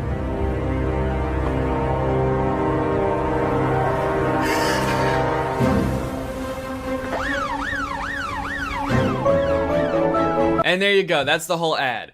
He is alive. Oh, rats, Merge Mansion. Just when I think I figured out some of the context of this ad, you go and pull the rug right out from under me. What the fuck does that mean? So, who is alive, first of all? The fiance? I'm going to have to assume that's who they're talking about, which makes me think that I might have been right about them all thinking the fiance died? Is that why the wedding was canceled? And if so, How did they think that he died? How did they think that he died but never saw him be dead? Did he just not show up to the wedding and everyone was like, damn, he must be dead? That's the only reason a groom has never not showed up to a wedding, because he died. So, that sucks. Maybe at first they thought the fiance stood her up at the wedding, but then when she got home to where she and the fiance lived together, the house is burned down. So then they're like, oh shit, he didn't just stand her up.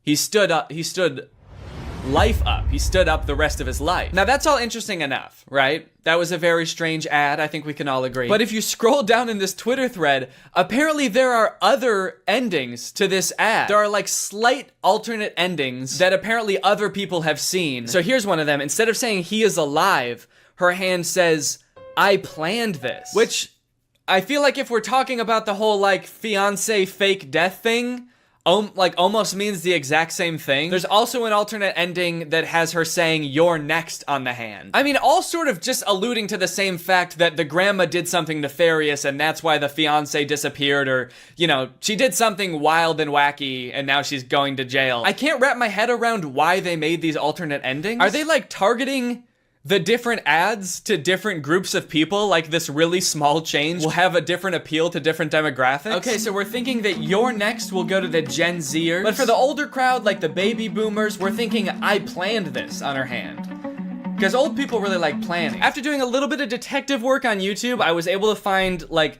I guess the production company or studio or something that makes these ads.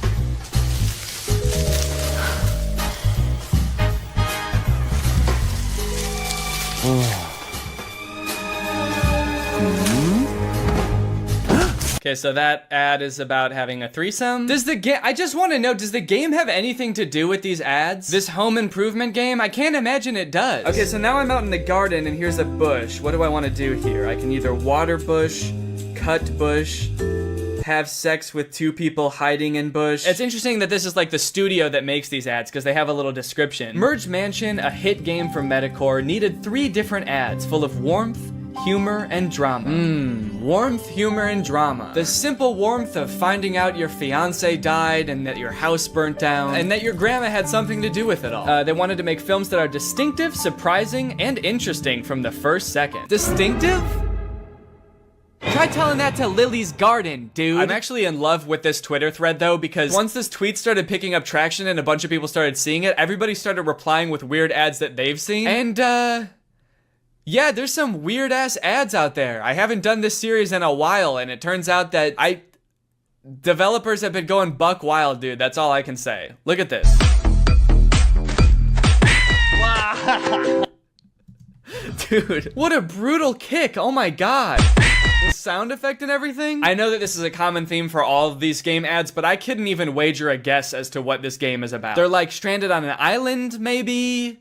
Like a desert island, but also this dude is like doing a little stripper pole dance for this girl. It's this fun new game where a group of people get stranded on a desert island and they have to start a new society, and instead of implementing money as currency, they implement pole dancing and lap dances, weirdly enough, as currency. And instead of jail, you just get punted. This next ad is one of the weirdest things I've ever seen, and I'm not exaggerating. And there's no way you'll believe me unless I just play it, so here you go.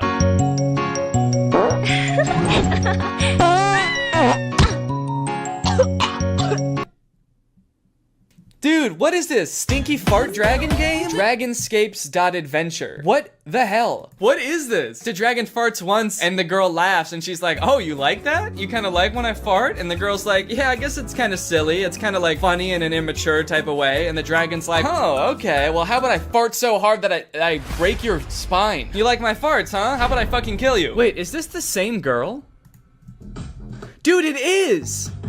Wait, okay, so this ad had nothing to do with dragons, but this is clearly the same girl. She's got the same outfit and everything. Okay, maybe this game doesn't have anything to do with pole dancing or dragons. Is it just about punting this girl? Sending her flying? Okay, so the main object of this game is to wait until this girl's having a good time, see how she's dancing and having fun, or she like thinks that the dragon's fart is kind of funny. Wait until she's having fun, and then you just fucking send her. Oh, wait. In the very last frame, it looks like now she's on an island by herself. So is this like the backstory for how she gets stranded on Stripper Pole Island? She was just having a good time watching her dragon and then she got like farted onto a deserted island? Maybe I'm reading too much into this. Is this even a real game?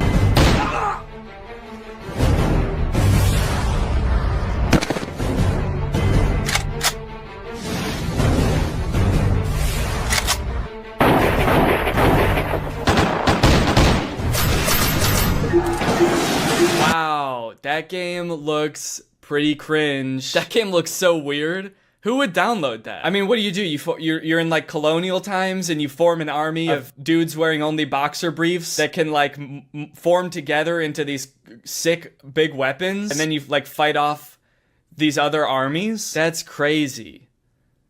Crazy bad. That looks like a bad game. What is this game even called? Something dumb, probably. What is it? Guns of Glory? That's crazy, man. I would never want to even look at a game like that now that I know the name of it. Oh, look, this looks like one of those like episode type games, like a choose your adventure type thing. She says my fantasy ... and I guess you get to pick. Her two options are spank me master or spank my ass master. Is there a difference? Spank my ass master.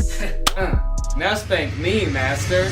Anyways, guys, I think that's enough bedads for now. Now it's time for a good ad. Thanks to our sponsor, Sleeper. You guys, let me tell you about today's sponsor, Sleeper. Sleeper is a fantasy sports platform. It's an app that's available on the App Store and the Google Play Store, but it's not just any fantasy platform, it's the best fantasy platform for all of your fantasy football, basketball, and for gamers like me, it's even got esports. The reason I think Sleeper is the best fantasy platform out there is because they've got personality, dude. I mean, look at this app. It's got a sleek, modern design. It's got a beautiful UI, very clean, laid out just right. They've got all the features you're used to in fantasy apps and more. They've got social features like voice and text chat, which means leagues that use Sleeper have more fun. They chat more, they react to moves that happen all season long, and it all comes with 0 ads. If you don't have a group of friends to play with, that's fine because Sleeper just released a matchmaking feature that will help you find the league that's right for you. So if you and your friends want to take your fantasy sports league to the next level, then download Sleeper in the App Store or Google Play. The link will be in the description. Thank you to Sleeper for sponsoring this video, and thank you to you guys for checking out Sleeper. All right, well, thank you guys for watching this video. I hope you enjoyed it. If you're new here and you're not subscribed yet,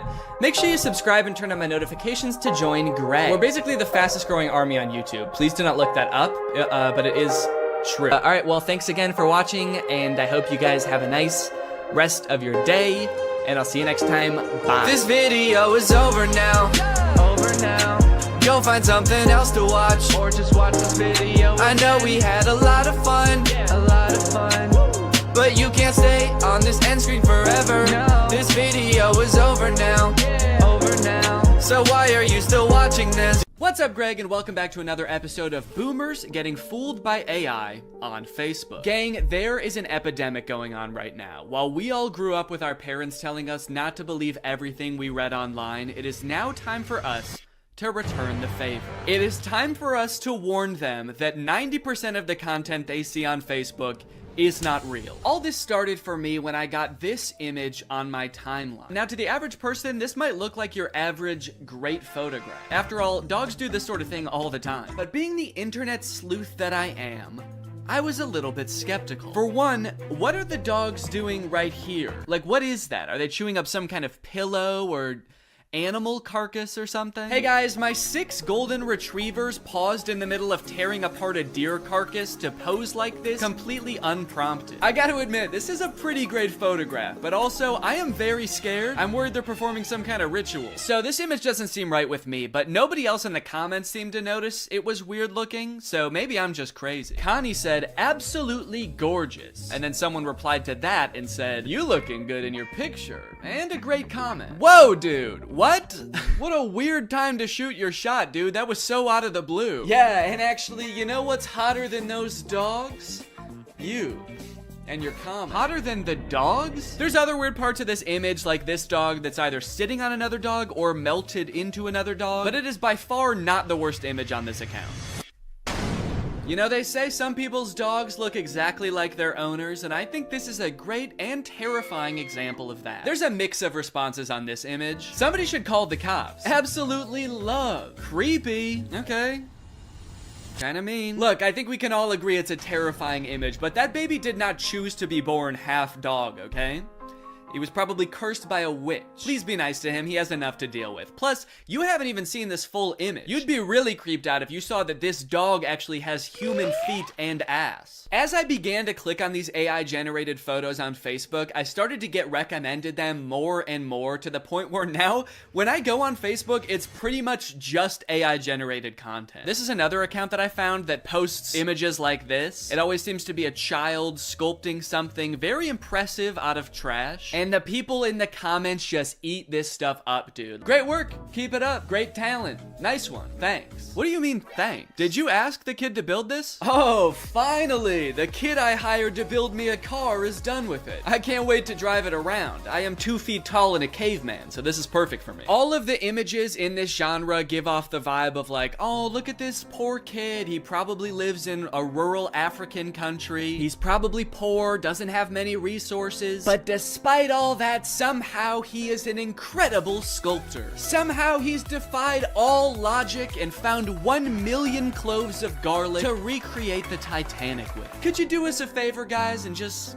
toss him a like? Could you just do it or he'll cry? They're like baiting you into feeling bad for them and thinking they're cute so that you'll engage with the picture, obviously encouraging them. But I gotta say, honestly, this kid, I don't feel bad for him at all. This kid has so much garlic. This kid is like a garlic kingpin. You know this isn't all of his garlic either. He's probably got a garlic Lamborghini, a garlic mansion where he parks this garlic yacht. He's living better than me. This dude is the garlic Mr. Beast. Not to mention, he's way more defended against vampire attacks than any of us. Great work. Beautiful artwork. Where does he get all this garlic from? Okay, it is nice to see people questioning the validity of this image. Part of me does kind of think that they're not actually questioning whether the image is real or not. They just legitimately think that he got the garlic through nefarious means or something. I'm asking myself the same question, and garlic is expensive. They're turning on the kid. Thief! A garlic thief! This kid is stealing garlic from people who need it. Must have some pretty big pockets to steal all that garlic, young man. That must be why your arms are so long. You use them for sneaking and stealing. I'm Sam, and I made this from real wood.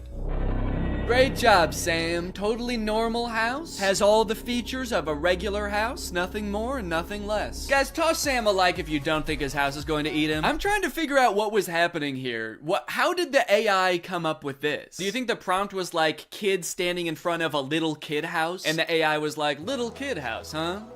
Say no more, I know what that means. It's obviously a house with the soul of a small child imbued within it. It's beautiful and so well designed. Yeah, I mean, honestly, aside from the fact that there's no way to get in or out of the house, it's the most beautiful sentient house I've ever seen. I collected bananas to sculpt this bunny. And this person says, you know, you can eat them too. Those bananas you're using to sculpt the bunny, you might think that God just placed them here on Earth to sculpt with, but take off the outer peel and you'll be surprised. Now, I gotta say that usually I would agree with this person, but these bananas actually do not look edible. I don't know what's going on here, but these are not normal bananas. In fact, this whole thing kind of just looks like one mutated banana melted together. I don't even think this kid sculpted this. He just found a banana that already looked like a bunny. Wow, look at this kid. He sculpted Jesus sitting on a whale out of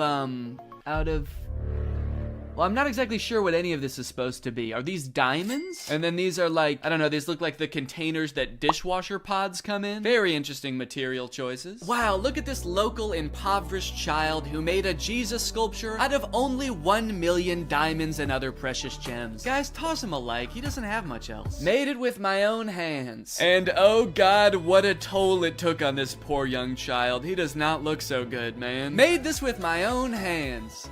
And eyes. He took my fucking eyes! Now, all things considered, these images I've shown you so far are actually pretty tame, and the deeper and deeper you go into these accounts, the more insane they get. It's like they had a prompt that they used to generate the first few images, and then they just keep adding on to that prompt, making it longer and longer. But before I show you those images, I do want to take a moment to talk about today's sponsor, Opera. Opera is a browser that puts all default browsers to shame with its fun look and a ton of great features. And it's actually the browser I used to browse Facebook for this entire video, and let me just say, this thing browses Facebook like nobody's business. Just like AI images on Facebook, another thing ruining the usability of the internet is ads, plastered all over an article you're trying to read, trying to pry your attention away from what you're doing. I feel like I need blinders on sometimes when I'm using the internet. But Opera has an ad blocker built right into the browser. Just switch it on with one click and suddenly web pages look so much nicer. Not to mention the fact that they also actually run smoother and faster with the ad blocker turned on. Like to listen to music while you're working? Who doesn't? I would be listening to music right now if I wasn't filming this video. That would be very distracting. Well, Opera has a music player built right into the sidebar of the browser, which works with Spotify, Apple Music, Deezer, Tidal, and more, so that you don't have to constantly be switching between apps. This makes me feel much more productive when I'm working to just have everything in one neat, tidy place. You also have the ability to take snapshots right within the app. You can add text, add stickers, turn it into a silly meme or a YouTube thumbnail. Then you can send them to friends using messengers like Facebook Messenger, WhatsApp, and Telegram, which are also built right into the sidebar of the browser. If you're working on the go, as I often do with my trusty laptop, you can switch on the battery saver with just one click, extending your browsing time by up to an hour. So if you want to check out Opera, it's totally free. Just use the link in my description to download Opera today. Thanks to Opera for sponsoring this video, and thank you to you guys for checking out Opera. Okay, like I was saying, the prompts just seem to keep getting longer and longer. It seems like one of the big tricks that these accounts use to get people to engage with them is by including Jesus or other Christianity symbols in their images. So this account at first just posted Jesus in the sand. This guy sculpted this gigantic Jesus thing. Everybody thinks it's beautiful. The caption is, "Why don't pictures like this ever trend?" Clearly baiting people to engage with it and like the picture. But then after Sand Jesus, I saw Sand Jesus on a log. Then I saw Sand Jesus on a log on a guy. Then I saw Sand Jesus on a log on 20 guys. Is there an AI that is also coming up with the prompts in the first place? Because like, who is coming up with these? These don't even seem like something a human being would come up with. Like in this one, why is Sand Jesus holding a smaller Sand Jesus? And why is he on like a runaway log? Like this guy is like, oh no, my Sand Jesus on a log with another Sand Jesus. It's getting away. Say what you want, but this is definitely my favorite part of the Bible. Another interesting thing about these pictures are the comments. Like all of the comments on the vast majority of these images is just amen, amen, amen, amen, amen, amen, amen, amen, amen, amen, amen. No questions, no concerns, just amen, amen, amen, amen, amen, amen, amen. Construction worker making Jesus using only a hammer. Amen, amen, amen, amen, amen, amen. There's an entire genre on Facebook of AI generated images of Jesus made out of vegetables. And then show this on the screen with like a scary sound effect. Dun, dun. And you'll never guess what the comments are. Amen, amen, amen, amen, amen. On these images, you will not find a single comment questioning what is going on here. Has this always been a thing? I don't think I've ever seen anything like this before. No one's questioning why these kids' hands are facing the wrong way. Why, if he is made out of vegetables, are his eyes so blue and lifelike? And obviously, I'm not trying to make fun of Christianity at all here. If anything, I think these pictures are kind of disrespectful to Christianity because they're just like using these fake, ridiculous images to bait people into engaging with their profile so that they make money. But you should already know by now, it gets worse. It gets way worse than vegetable Jesus, dude. You got crab Jesus. You got shrimp Jesus. And of course you have another shrimp Jesus. Amen, amen, amen. Who is this for? It's on like a legitimate Facebook account. This account has 117,000 followers. Who is meant to appreciate this image? Christian shrimp? Hey man, shrimps gotta get to heaven too. How else can they be saved from their shellfishness? I'm convinced that there is not a human running this account at all. I think this account was conceived of, created, and is currently run by an AI. There was never a human involved. And not only that, I'm also starting to suspect that the comments are also bots. There is no other explanation for the amount of engagement on these pictures, and like serious engagement. And also all the comments are like saying the same things, and they're all very generic. So it feels very bot-like. So if that is true, then technology has created a corner of the internet where an AI is interacting with another AI, and they both think the other one is a human. Does that not just feel wrong? Like, I kind of feel like a third wheel just being on this page. Learning that AIs interact with other AIs without humans watching at all feels like learning that, like, ghosts hunt other ghosts. Thought they were here to scare us. What the hell? And of course, the caption of Shrimp Jesus is, made it with my own hands. Do me a favor and destroy it with your own hands. How about that? Can you unmake it, please? Another popular thing for them to add into these images seems to be flight attendants. There was a lot of flight attendant-centric AI-generated images, oftentimes with Jesus as well. And I'm assuming that whatever this account started off posting was more tame than this, like it kind of made sense. The caption is beautiful cabin crew, Scarlett Johansson. So I don't know if it had something to do with Scarlett Johansson on a flight or something, and then the AI just kept changing the prompt over and over until it was this. Here's another one with the exact same caption.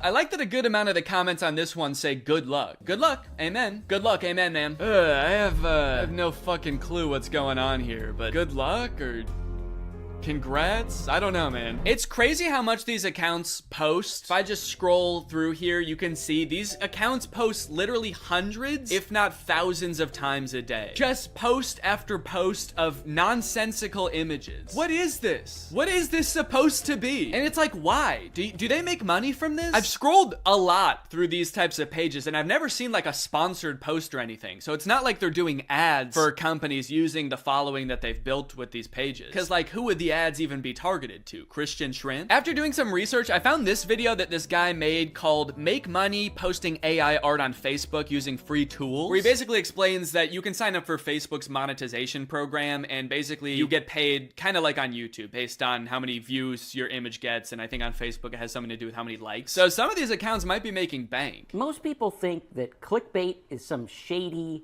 taboo, weird kind of topic, when in fact all it is trying to get a click. Yeah, guys, clickbait is not necessarily a bad thing, just as long as you're honest about what you're delivering. Anyway, let's go ahead and learn how to trick people into believing that fake images are real. Utilizing good images, ad headlines, and articles to drive people to relevant content that actually does talk about what the image or ad said in the first place. Yeah, but if the image is not real, then doesn't that make it impossible to deliver on the promise? Now, this guy does go on to say later in the video that you should make it clear when things are AI or not real. But after finding a bunch of these accounts, it doesn't seem like anyone using this method actually does that. I haven't seen one single image that has been like, by the way, this is AI and not real, so just saying now. Trick job. Here's a different Facebook group that posts like beautiful mansions that all seem like they're AI generated. No disclosure anywhere that these images aren't real. Like being in a coffee mug. Love it. Huh. Yeah, there is something about this image that just looks like being in a coffee mug. Very insightful. Thank you. Either way, if this keeps up and this type of AI content invades all the other parts of the internet, it is just going to become completely unusable. I think Facebook and like every other social media platform needs to start training an AI that can detect AI generated content, so that it can like put a badge over all of these images to be like, hey, these aren't real, just, you know. Because so many people are so keen to try to use this to make money or create content for them that like, just imagine in a few years if every single tweet or TikTok is created by ChatGPT or Midjourney. That sounds like a nightmare. Also, AI uses images and videos on the internet to train itself. So if like most of the images and videos on the internet become AI generated, and a lot of them look as bad as the ones that we've seen, isn't the AI just gonna get worse and worse? If it thinks that that's what real life looks like, what is its bad replication of that gonna look like? After I watched that one video, I started looking through a bunch of other videos on how to make money using AI, and there's a bunch of other ones that I think people should know about. This dude's video is called I Got AI to Create My Facebook Ads in 10 Minutes. The first few ways that he shows are pretty tame. It's just like using AI to create product photos using an existing product that already exists. The AI is just being used to enhance the photo, like change the background. But this next one is crazy. We'll drop our product URL in here. Type in our target audience, which is females aged 18 to 45, and then we can hit next, and then it generated 2 ad copy examples that we can use. So he just gave this service the product description that he's trying to advertise. It came up with a script for him, and now it's going to use AI to have this random woman lip sync the AI generated dialogue. Spa day, meet the mocktail wash, my intimate savior and relaxation partner. I don't know who this woman is. I assume that she must have like licensed her likeness to this service. I hope she did. But even still, I feel like you have to be super careful as an actor if you're gonna be licensing your likeness to a service like this, because you could end up advertising anything, and that's kind of terrifying. Okay, here's another tutorial about a similar method. Today, I'm gonna show you how to make ads like this or this completely with AI, and what I'm about to show you is scary. It's crazy to acknowledge how scary a tool is, but then your first thought is like, well, how can I make money off of this? Top 10 scariest ways to make money. Number 1, fake AI ads. Let me go ahead and show you how to make them. What you're gonna wanna do is go to this website, and then click on new project. So he shows this ad for his website that sells licorice, which has gotta be like the most whimsical business idea I've ever heard of. But he reveals after the ad is done playing that like half of the people in this ad were AI. Or at least like the video was real, but their lips were AI and the dialogue was AI. Some of the creators in this ad are AI. Hey, entrepreneurs, have you ever wondered why testimonials like this work so well? How, like, it's because people assume that the people on their screen are real people talking about a product that they genuinely enjoy, thus giving the product more credibility and maybe generating fake videos of fake people endorsing your product who have never experienced your product because computers cannot eat licorice is maybe a little bit unethical? I'm kind of starting to think that this guy doesn't care. And that he thinks that we're all dumb. When we are speaking to people on the newsfeed, they are in their dumbest, most stupidest, dumbest state. Don't worry if you feel bad lying to people, guys. They're actually really dumb, so it's okay. Obviously, clickbait and scams and fake product testimonials have always existed and will always exist. It just sucks that it seems like it's becoming so much more accessible and a whole new generation of business owners are choosing to adopt the practice. AI is a really broad term, and in most cases it's a tool. And I've seen like artists use AI as a tool to improve their workflow, not just like using it to type in a prompt and use the result as an end product, but like use it like you would use any other tool in Photoshop. So if it's making artists' lives easier, I think that's one thing, but to use it to trick people or create the most bland or disturbing content I've ever seen on Facebook is super disappointing. And I'll be the first person to admit, like, it is cool that this technology exists. It's cool that computers can even generate such realistic, albeit horrifying images in the first place. But can we not just pause for a second to think about how doing stuff like this is gonna make nobody trust anything anymore? Or at the very least, the entire internet is just gonna become unusable because it's just gonna be bots interacting with other bots. Can someone make a movie like the movie Her, but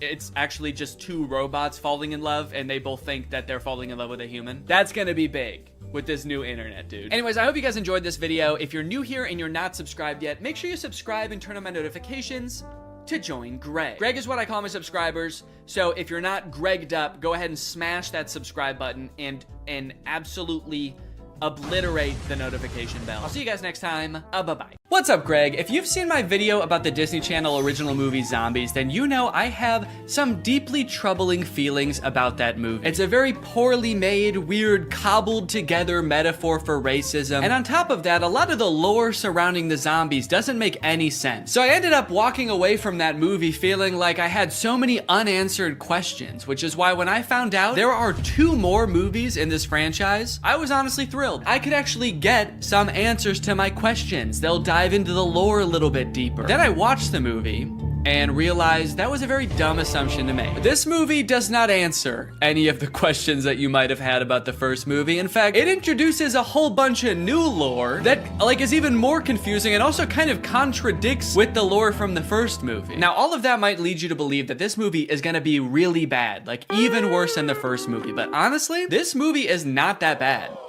Also, it has 100% on Rotten Tomatoes, so technically speaking, this is a perfect film. So strap in and get ready, because I don't know if you've ever seen a technically perfect film before, but this is what one looks like. The movie starts off right away, changing the lore that we all know. Welcome back to Seabrook, where belonging is everything. It wasn't always this way. There was a time when we had to protect ourselves. Right, we all remember that. In the first movie, you explained how the power plant blew up, zombies invaded the whole town and started killing and eating people. How could we forget? Legend has it that when the first settlers came to Seabrook, they found wild beasts with sharp claws lurking in the forest. Wait, so these beasts are different beasts? These are a different sect of beasts? Which sparked an epic battle. There was a war? Seabrook settlers bravely fought off the monstrous attack and discovered a powerful energy source. And that mysterious power source basically powered the entire town until that one fateful day when it blew up and created beasts. Different beasts. These are different beasts than the beasts we just saw. This is a very beast-heavy town. The beasts were a distant memory. Seabrook forgot monsters could be real. So, hold on. You guys didn't think to mention this during the first movie? How could you tell us a history of Seabrook and neglect to mention the battle with mythical creatures that transpired? What else are you hiding from us? And what about this mysterious power source that runs the entire city? Don't you think during the 200 years since this happened, someone should have like looked into this, made it a non-mysterious power source? They were like, we'll call this beautiful land Seabrook. We'll build a school to teach our young, a hospital to treat our ill, and a power plant that might blow up. We do not know. Because of the events of the last movie, now all the zombies are allowed to commingle with the humans. It seems like things are really on the up and up. It's hard to believe there was a time when people were afraid of zombies. Crazy thing to say for someone who has for sure eaten his neighbors. Also, we saw what you did to people in the last movie, dude. It's not hard to believe at all. I'm still scared of you. Then we check in on Addison, who you may remember from the first movie by her platinum blonde hair that for some reason in this universe makes her some kind of sick, disgusting freak. That's Cheer Captain Bucky, my cousin. My cousin. It's here at Cheer Camp we learned two things. First, that story about the werewolves is kind of a legend, and no one's really sure if it's true or not. You've all heard the stories of bloodthirsty monsters who roam these woods, feasting on innocent cheerleaders. And two, the younger cheerleaders and the older cheerleaders are not getting along. This week, the veterans and the newbies will compete for the Cheer Camp Cup. I feel like one of those things is gonna have a bigger impact on the plot. Watch and learn, Snowball. Ah, yes, my hair. Still white, still well conditioned, and still drawing fire from the AC. Okay, thank God she addressed it, dude. I know we were all thinking, what the fuck is wrong with her? You should shave your head, you look insane. We then get a song about how well everybody's getting along now. The cheerleaders are having fun at cheer camp, zombies are entering all facets of normal human life. Zed's dad has even been hired as the project manager to demolish the old power plant, which I'm sure will have little to no consequence in this story. The message of the song is undermined a little bit when the cheer captain Bucky launches an underclassman into the air with a high-powered water bazooka called the Buckzooka. Just a little bit of playful hazing, I guess, for the underclassmen. Oh, you want to be a cheerleader? How about some internal bleeding? That's hazing, baby. Nobody joins an organization that I've already joined and gets away with it. And while I do wish someone would rush this poor girl to the hospital, I do have to admit, the song does slap. The music in the first movie sucked in my opinion, but the production quality of not just the music, honestly, but the whole movie is way better in this one. Probably as a result of the success of the first movie. The first one was very popular. So they were like, look, this next movie, you know, it's not gonna make any sense, but it's gonna look fantastic. The lighting on that girl as she flies through the air with 12 broken ribs is gonna be so good. I wish that I could call. I hope you get my letter. Addison is hoping that Zed will write to her while she's at cheer camp. They have a bit of a love connection going on, as you'll remember from the first movie, but Addison never will get those letters because the older cheerleaders are shredding them and turning them into pom-poms for the underclassmen to use. Addison, I hate to say it, I don't think these cheerleaders are teaming up to make progress with you. I think they're conspiring to ruin your life. On the way home from cheer camp, love is in the air. Cheerleaders are asking each other to prawn. Yes! I got invited to prawn! Which is Seabrook's version of prom. Their mascot is like a shrimp or something, so I guess that's why it's called that. And for the first time this year, zombies are allowed to go to prawn. Bree is actually hoping that Bonzo will ask her to prawn. Getting invited to prawn sounds great, but Bonzo won't even look at me. Meanwhile, Bonzo is locked in on her, carving her face into a threatening-looking apple. And Addison gets a surprise of her very own because Zed has devised a very intricate way of asking her to be his date. Addison, will you?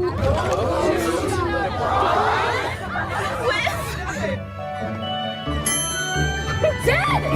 Uh-oh. Uh-oh! Zed's not supposed to be there! He's supposed to be floating over there.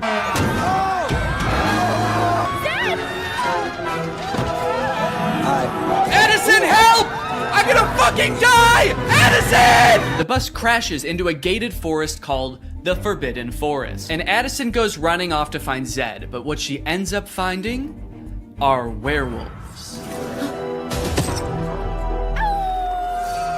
We're surrounded by werewolves. So here's where the movie started to lose me a little bit, and I know this is a perfect film, so this is probably something wrong with me, but I feel like when I look at these werewolves, they're not werewolves. They're just teenagers living in the woods wearing dead animals. You might be thinking, okay, these are people who are gonna become werewolves at some point. No, these are what the werewolves look like. They even go out of their way to show a full moon in one of the shots to be like, no, this is as werewolf as they're gonna get. These are outdoor teens with dead animals on. That's what werewolves are. And that's just how it is for the entire movie. And on one hand, I guess I understand because like true to form werewolves would probably be super expensive to do and make look good. But also, you guys didn't have to make a movie about werewolves. That was your choice. You already had a whole universe with zombies in it. You didn't have to add another creature. Or you could have kept the movie exactly the same as it is and just not called them werewolves. You could have made up a new creature. Just called them outdoor teens. It would have made sense. But no, you had to drag werewolves into this. You said this movie will be about werewolves. It will be an integral part of the story. And our costume budget will be $4. A few scenes later, a werewolf sneaks into the town of Seabrook and finds a drawing of like an actual werewolf that Zed's little sister drew, and he takes it back to the other werewolves and they all start making fun of it. Looks nothing like us, Wyatt. It's like they're trying to gaslight us. Werewolves don't look like this. Werewolves never looked like this. You'd have to be some kind of dumb, uneducated zombie child to think that us wolf people bear any resemblance to those half wolf, half people. After word gets out that Addison had this encounter with the outdoor teens, the whole town is a mess. Dad, everything is fine. It's not fine. There are werewolves circling us right now, waiting to attack. They jump to the conclusion that the werewolves want to attack them so bad. Addison leaves the interaction totally unscathed. They didn't do anything to her, but the whole town, even the zombies, are like, ooh, the werewolves want to kill us so bad. We better kill them first. And eat them. Typical zombies. So the leaders of the town decide to reinstate all emergency monster laws. All anti-monster laws are reinstated. This sets up one of the big conflicts in the movie because, as you know, Addison wants to go to prawn with Zed, but one of these anti-monster laws is that zombies aren't allowed to go to prawn anymore. Zombies can't go to prawn.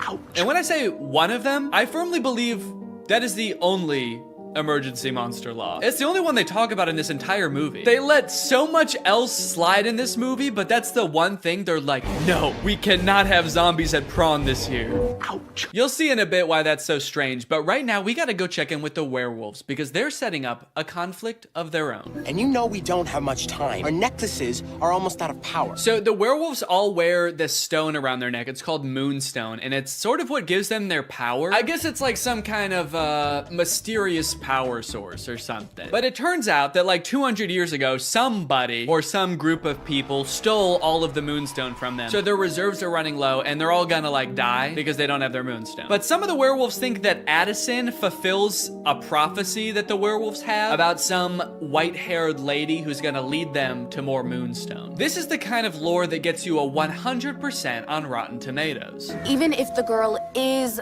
the great alpha. A girl? The great alpha? I'll believe it when I see it. Even if the girl is the great alpha, how do we find her? I found this in the woods. It's hers. We'll track her down with our keen sense of smell. It says Seabrook High on it, so I thought we might just look there. Kinda seems like they will use any excuse not to show the werewolves do anything werewolfy in this movie. All right, we've gotta find this girl. How would werewolves accomplish such a task? We could use our wolf noses. What? No, what is wrong with you? No! We could ask around? Yes! Also, for those of you wondering, yes, that is baby Ariel from Musical.ly. She used to be like the most followed person on Musical.ly. I always wondered what happened to her. Guess she lives in the woods now. We find the girl, and if she's the great alpha, she'll tell us where the Moonstone is hidden. We go in the morning. We go tonight. That's right. They're not gonna wait around. They have to go tonight. So they march out of the Forbidden Forest, down the streets, and into Seabrook High, singing about how they own the night. Then they open up a vent and crawl into it, and they wait until morning. So Kind of seems like they didn't really need to go at night, did they? They all file into the event so dejectedly. They're like, maybe we should have researched what this place is. I guess we don't know what a school is. They're not here at night. Imagine they accidentally went on like the last day of school before summer. A janitor finally comes in after 80 long days and finds 20 dead werewolves in a vent. That day at school, Bucky and Zed both decide to run for class president. Zed because he wants to re-allow monsters to go to prawn, and Bucky, I don't know, he probably wants to like divert more of the school's funding towards an unmanned drone for the cheerleading team. But then, suddenly, I will make Seabrook a place that embraces zombies and werewolves. What? Where? Oh, there? What a lucky guess. How can you tell? People peering in through glass doors? Yep. Those teens live outdoors. Man. Willa, you can't go to war with the whole town. We'll never find the Moonstone if they're on high alert. Yeah, dog, I think that ship has sailed. You guys just charged them growling and gnashing your teeth. I think they're on high alert. Hey, all that stuff we did back there, that was we were just messing around. We're just a bunch of friendly teens. Don't look at her. Do not look at her. Sorry. We werewolves so admire your town, and we just came here to join your school. Okay, well, that's obviously not allowed. You guys were about to kill them, and also the emergency monster laws are in effect, and there's definitely one forbidding such things. Technically, the Forbidden Forest is within the school district. What? So welcome to Seabrook. What? Wow, guys. The emergency monster laws are working great. No, you did so good. You did such a good job. They were so close to killing you, and they only stopped because they found out Bonzo's not allowed to prawn, so... Good rule. So just like that, the werewolves enroll at Seabrook High. And wait a minute, all of the werewolves look the same age. Are they all teenagers? Or are some of them like 80 years old? Are some of them babies? And how does that work in dog years? Are they going to classes? I don't even know if they know how to write. They're not gonna be able to find the Moonstone. They're gonna be too busy failing all their classes. So Zed is worried about losing the class president election to Bucky, so he decides to go over the new untapped voter base, the werewolves. Werewolves of the swing vote. Hello, wolves. I'm Zed. Do it like the zombies do. Yeah, for some reason I feel like the werewolves aren't gonna care who becomes the class president. They don't know what a president is. They don't know what school is. They live in the woods and they wear Moonstone, dude. You have no fucking clue. Come on, we've got moves to bust.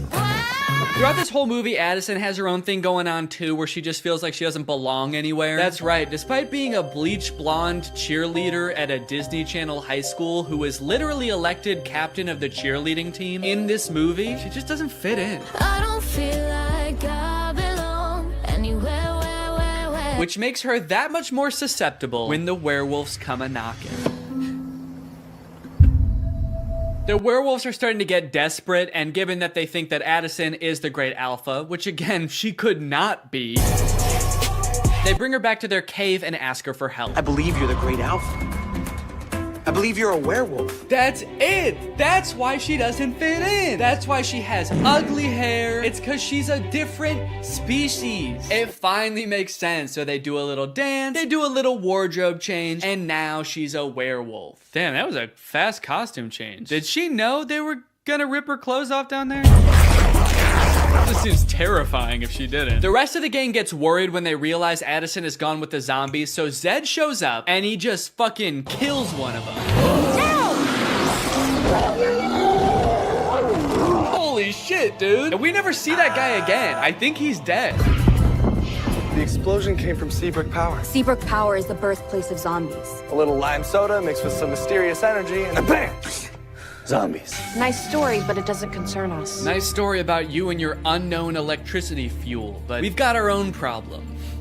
We're looking for a mysterious power source. But it does concern you, Willa. That could be your Moonstone, right? Oh, shit, she's right. So for the rest of the movie, Addison is like pretending to be a werewolf. She shows up to school the next day and she's like, I'm a werewolf. I've always been a werewolf and I've always known I was a werewolf. Addison, if you ever expect to be cheer captain... Well, maybe I don't.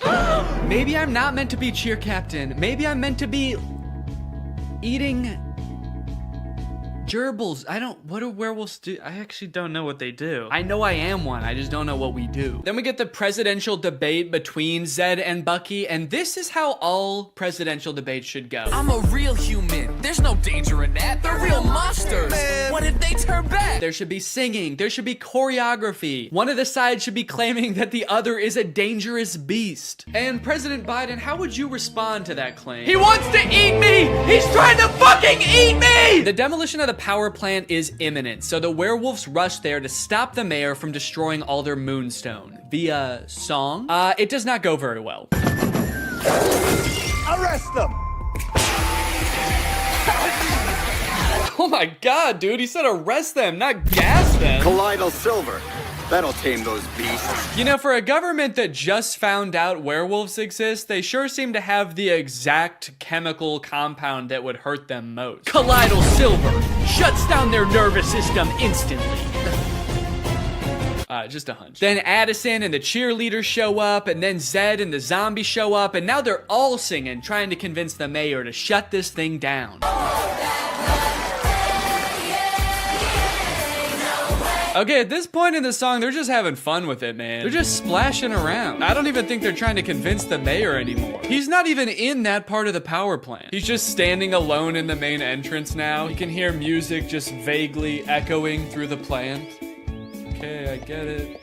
I think I figured it out like 20 minutes ago, guys. Okay, so I've got good news and I've got bad news. The good news is they decide not to blow up the power plant. Stop the detonation. The bad news is the demolition guy accidentally does it anyway. Well, shut it off. I can't!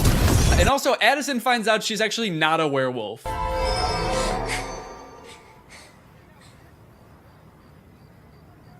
Am I? Bree's like, I don't know. They sort of just look like regular people to me. You look like a teenager who lives outside. She's not a werewolf. Oh, that's so embarrassing, dude. We all saw you act like a werewolf. You dressed up like one and everything, dude. No! Don't worry, this movie does end with them finding a way to access the Moonstone underground. They transport it to Prawn, and then they dance all night in the iridescent glow of this mysterious power source that is surely exposing them all to a dangerous dose of radiation. And then at the very end of the movie, they hint at another sequel, which seems to have something to do with aliens. Weird. And that is Zombies 2. And now it's time to talk about our sponsor. This video has been sponsored by...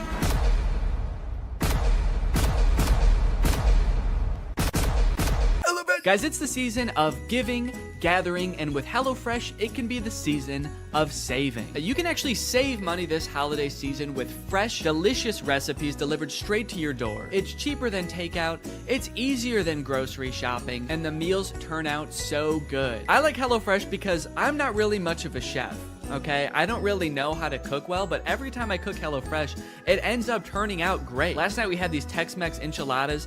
Didn't take too long to prepare. Turned out great. Honestly, best homemade enchiladas I've ever had, and I was the one who made them at home. I've got a lot going on. I've got a baby. I've got family visiting. It's a busy time of year. So sometimes it can feel impossible to get a good, nutritious homemade meal in, but not with HelloFresh. Can I let you in on a little secret? Some of their meals only take 15 minutes to prepare. How is that possible? Must be Santa. And guess what? HelloFresh is actually more than just dinners. They've got breakfast, they've got lunches, they've got snacks. So you can start skipping the grocery store for a variety of meals. HelloFresh is making life so much easier. So if you want to check out HelloFresh and for free breakfast for life, visit the link in the description or scan this QR code. One breakfast item per box while subscription is active. That is free breakfast for life with HelloFresh at my link. Again, this QR code. Don't use a different QR code, it won't work. Thank you to HelloFresh for sponsoring this video, and thank you to you guys for checking out HelloFresh. All right, thank you guys for watching this video. If you're new here and you're not subscribed yet, make sure you subscribe and turn on my notifications to join Greg. We are the fastest growing army on YouTube. Do not look that up. I'll see you guys next time. Bye-bye.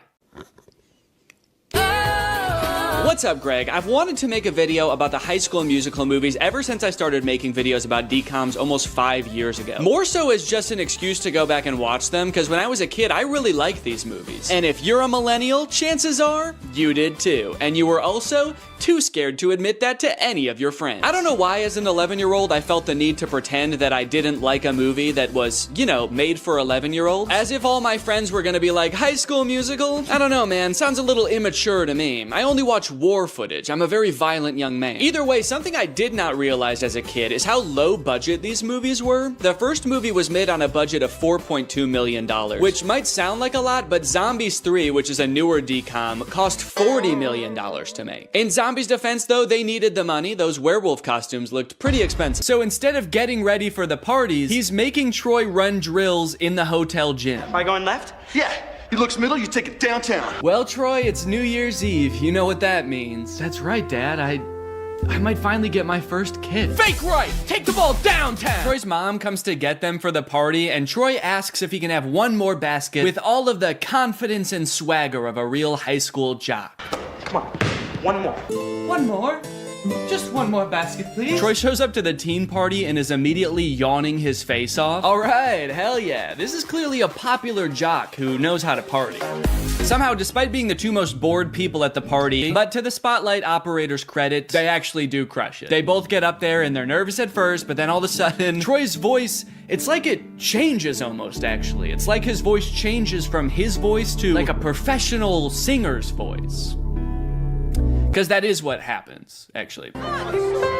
Living in my own world. Now who'd have ever thought that? I think this might be like the most well-known High School Musical trivia, but for the vast majority of the first High School Musical movie, it's not Zac Efron's voice singing. He had a voice double. His name is Drew Seeley, and he never appears on screen in the movies. He also apparently didn't even realize how big of a movie High School Musical was, and forgot that he had done the vocals for the movie until it came on the TV while he was working a shift at P.F. Chang's. Apparently, he tried to convince his coworkers that it was really him singing in the movie, and no one believed him. It's kind of funny because the whole point of the movie is kind of like, hey, basketball guys can sing too if they wanna. But not this basketball guy, actually. You don't want to hear this basketball guy's voice. So they crush the song, and then, actually, I don't remember this scene. Yeah, I don't know what happens here at all. Looks like the teacher is about to maybe give some kind of speech about today's sponsor? This video is sponsored by the Pokemon Company International. And they've sponsored this video because they want me to share some very exciting news with you. A Pokemon Day celebration is taking place in Pokemon Trading Card Game Pocket right now. There's a new themed booster pack, Triumphant Light. And players can receive 3 booster packs for free just by logging in. And these booster packs, mind you, are guaranteed to contain at least 1 card of 4 diamond rarity or higher. By completing special missions, you can also obtain a unique display board, as well as Space-Time Smackdown packs, 500 trade tokens, 12-pack hourglasses, 24 Wonder Hourglasses, 24 Trade Hourglasses. Not to mention, at the end of March, ranked matches are coming to the game. So get your favorite decks ready and get ready to battle, baby. Pokemon Trading Card Game Pocket is a free-to-start game, available right now for download on iOS or Android. So go to this link or click the link in the description to join now. Log in, have some fun, and enjoy the Pokemon Day celebration. And now back to Troy. But unbeknownst to him, there's a new student at East High. I reviewed your impressive transcripts. I expect your light will shine very brightly here at East High. I don't want to be the school's freaky genius girl again. Freaky genius girl? What did you do at your last school? Troy notices that Gabriella is sitting in the back of their drama class, and not to be nitpicky, but this drama class scene lasts for 2 minutes, but the class happens in real time from start to finish in that 2 minutes. The bell rings. They sit down, the whole class gets detention, and then the bell rings again and they leave. How long is a school day at East High? Is it like 15 minutes? Troy shows Gabriella around, they catch up a little bit, and it is revealed that East High is having auditions for their winter musical pretty soon. Troy jokes that Gabriella should sign up because, you know, they sang together, and Gabriella's response is basically, fuck no. I'll be signing up for anything for a while. Yeah, I don't know why. I remembered this movie differently. I thought they both wanted to do the musical. Troy seems to maybe want to do it, and Gabriella's like, no, I'm not doing that. No, I don't sing. I'm not a freaky genius girl, and I'm definitely not a freaky singer girl. So, dude, you know that school musical thing? Troy, the music in those shows isn't hip-hop, okay, or rock. It's like show music. Yeah, and you guys would never do anything like sing show music, right? And then cut to them singing the hardest show music in this entire movie. That's the funny thing about this movie. Since it's a movie about a musical, there are several characters in this movie that are opposed to musicals. So it is a little jarring to see those characters seemingly completely unaware that they are literally singing and dancing right now. But on the other hand, I guess it would also be weird if they didn't sing when everyone else was. At the end, when they're all singing, we're all in this together, Corbin Blue's just standing around like... this is lame. There's 2 parts in the song though where Troy like stops rapping to sing from the heart about how he wants to do the musical. She makes this feel so right. Should I go for it? What do you mean she makes this feel so right? And should I go for it? Gabriella doesn't want to do the musical. It was your idea, and she said no. Don't drag her into this. This girl's making me crazy. No, you're crazy. You already were, and then you met a girl. That's what happened. Also, Zac Efron is... but also, what is the third result there? Gabriella, San Diego Zoo's newest... What? What is Gabriella at the San Diego Zoo? Ryan's like, oh, that's interesting. Look, it says here she's a dolphin. That's funny. Now that I think about it, I can't believe I never noticed. After basketball practice, it's time for Troy to go home and relax. Just kidding. It's time for more basketball. Come on, Troy. Fake left. Take the ball downtown. Did you ever think about trying something new, but were afraid of what your friends might think?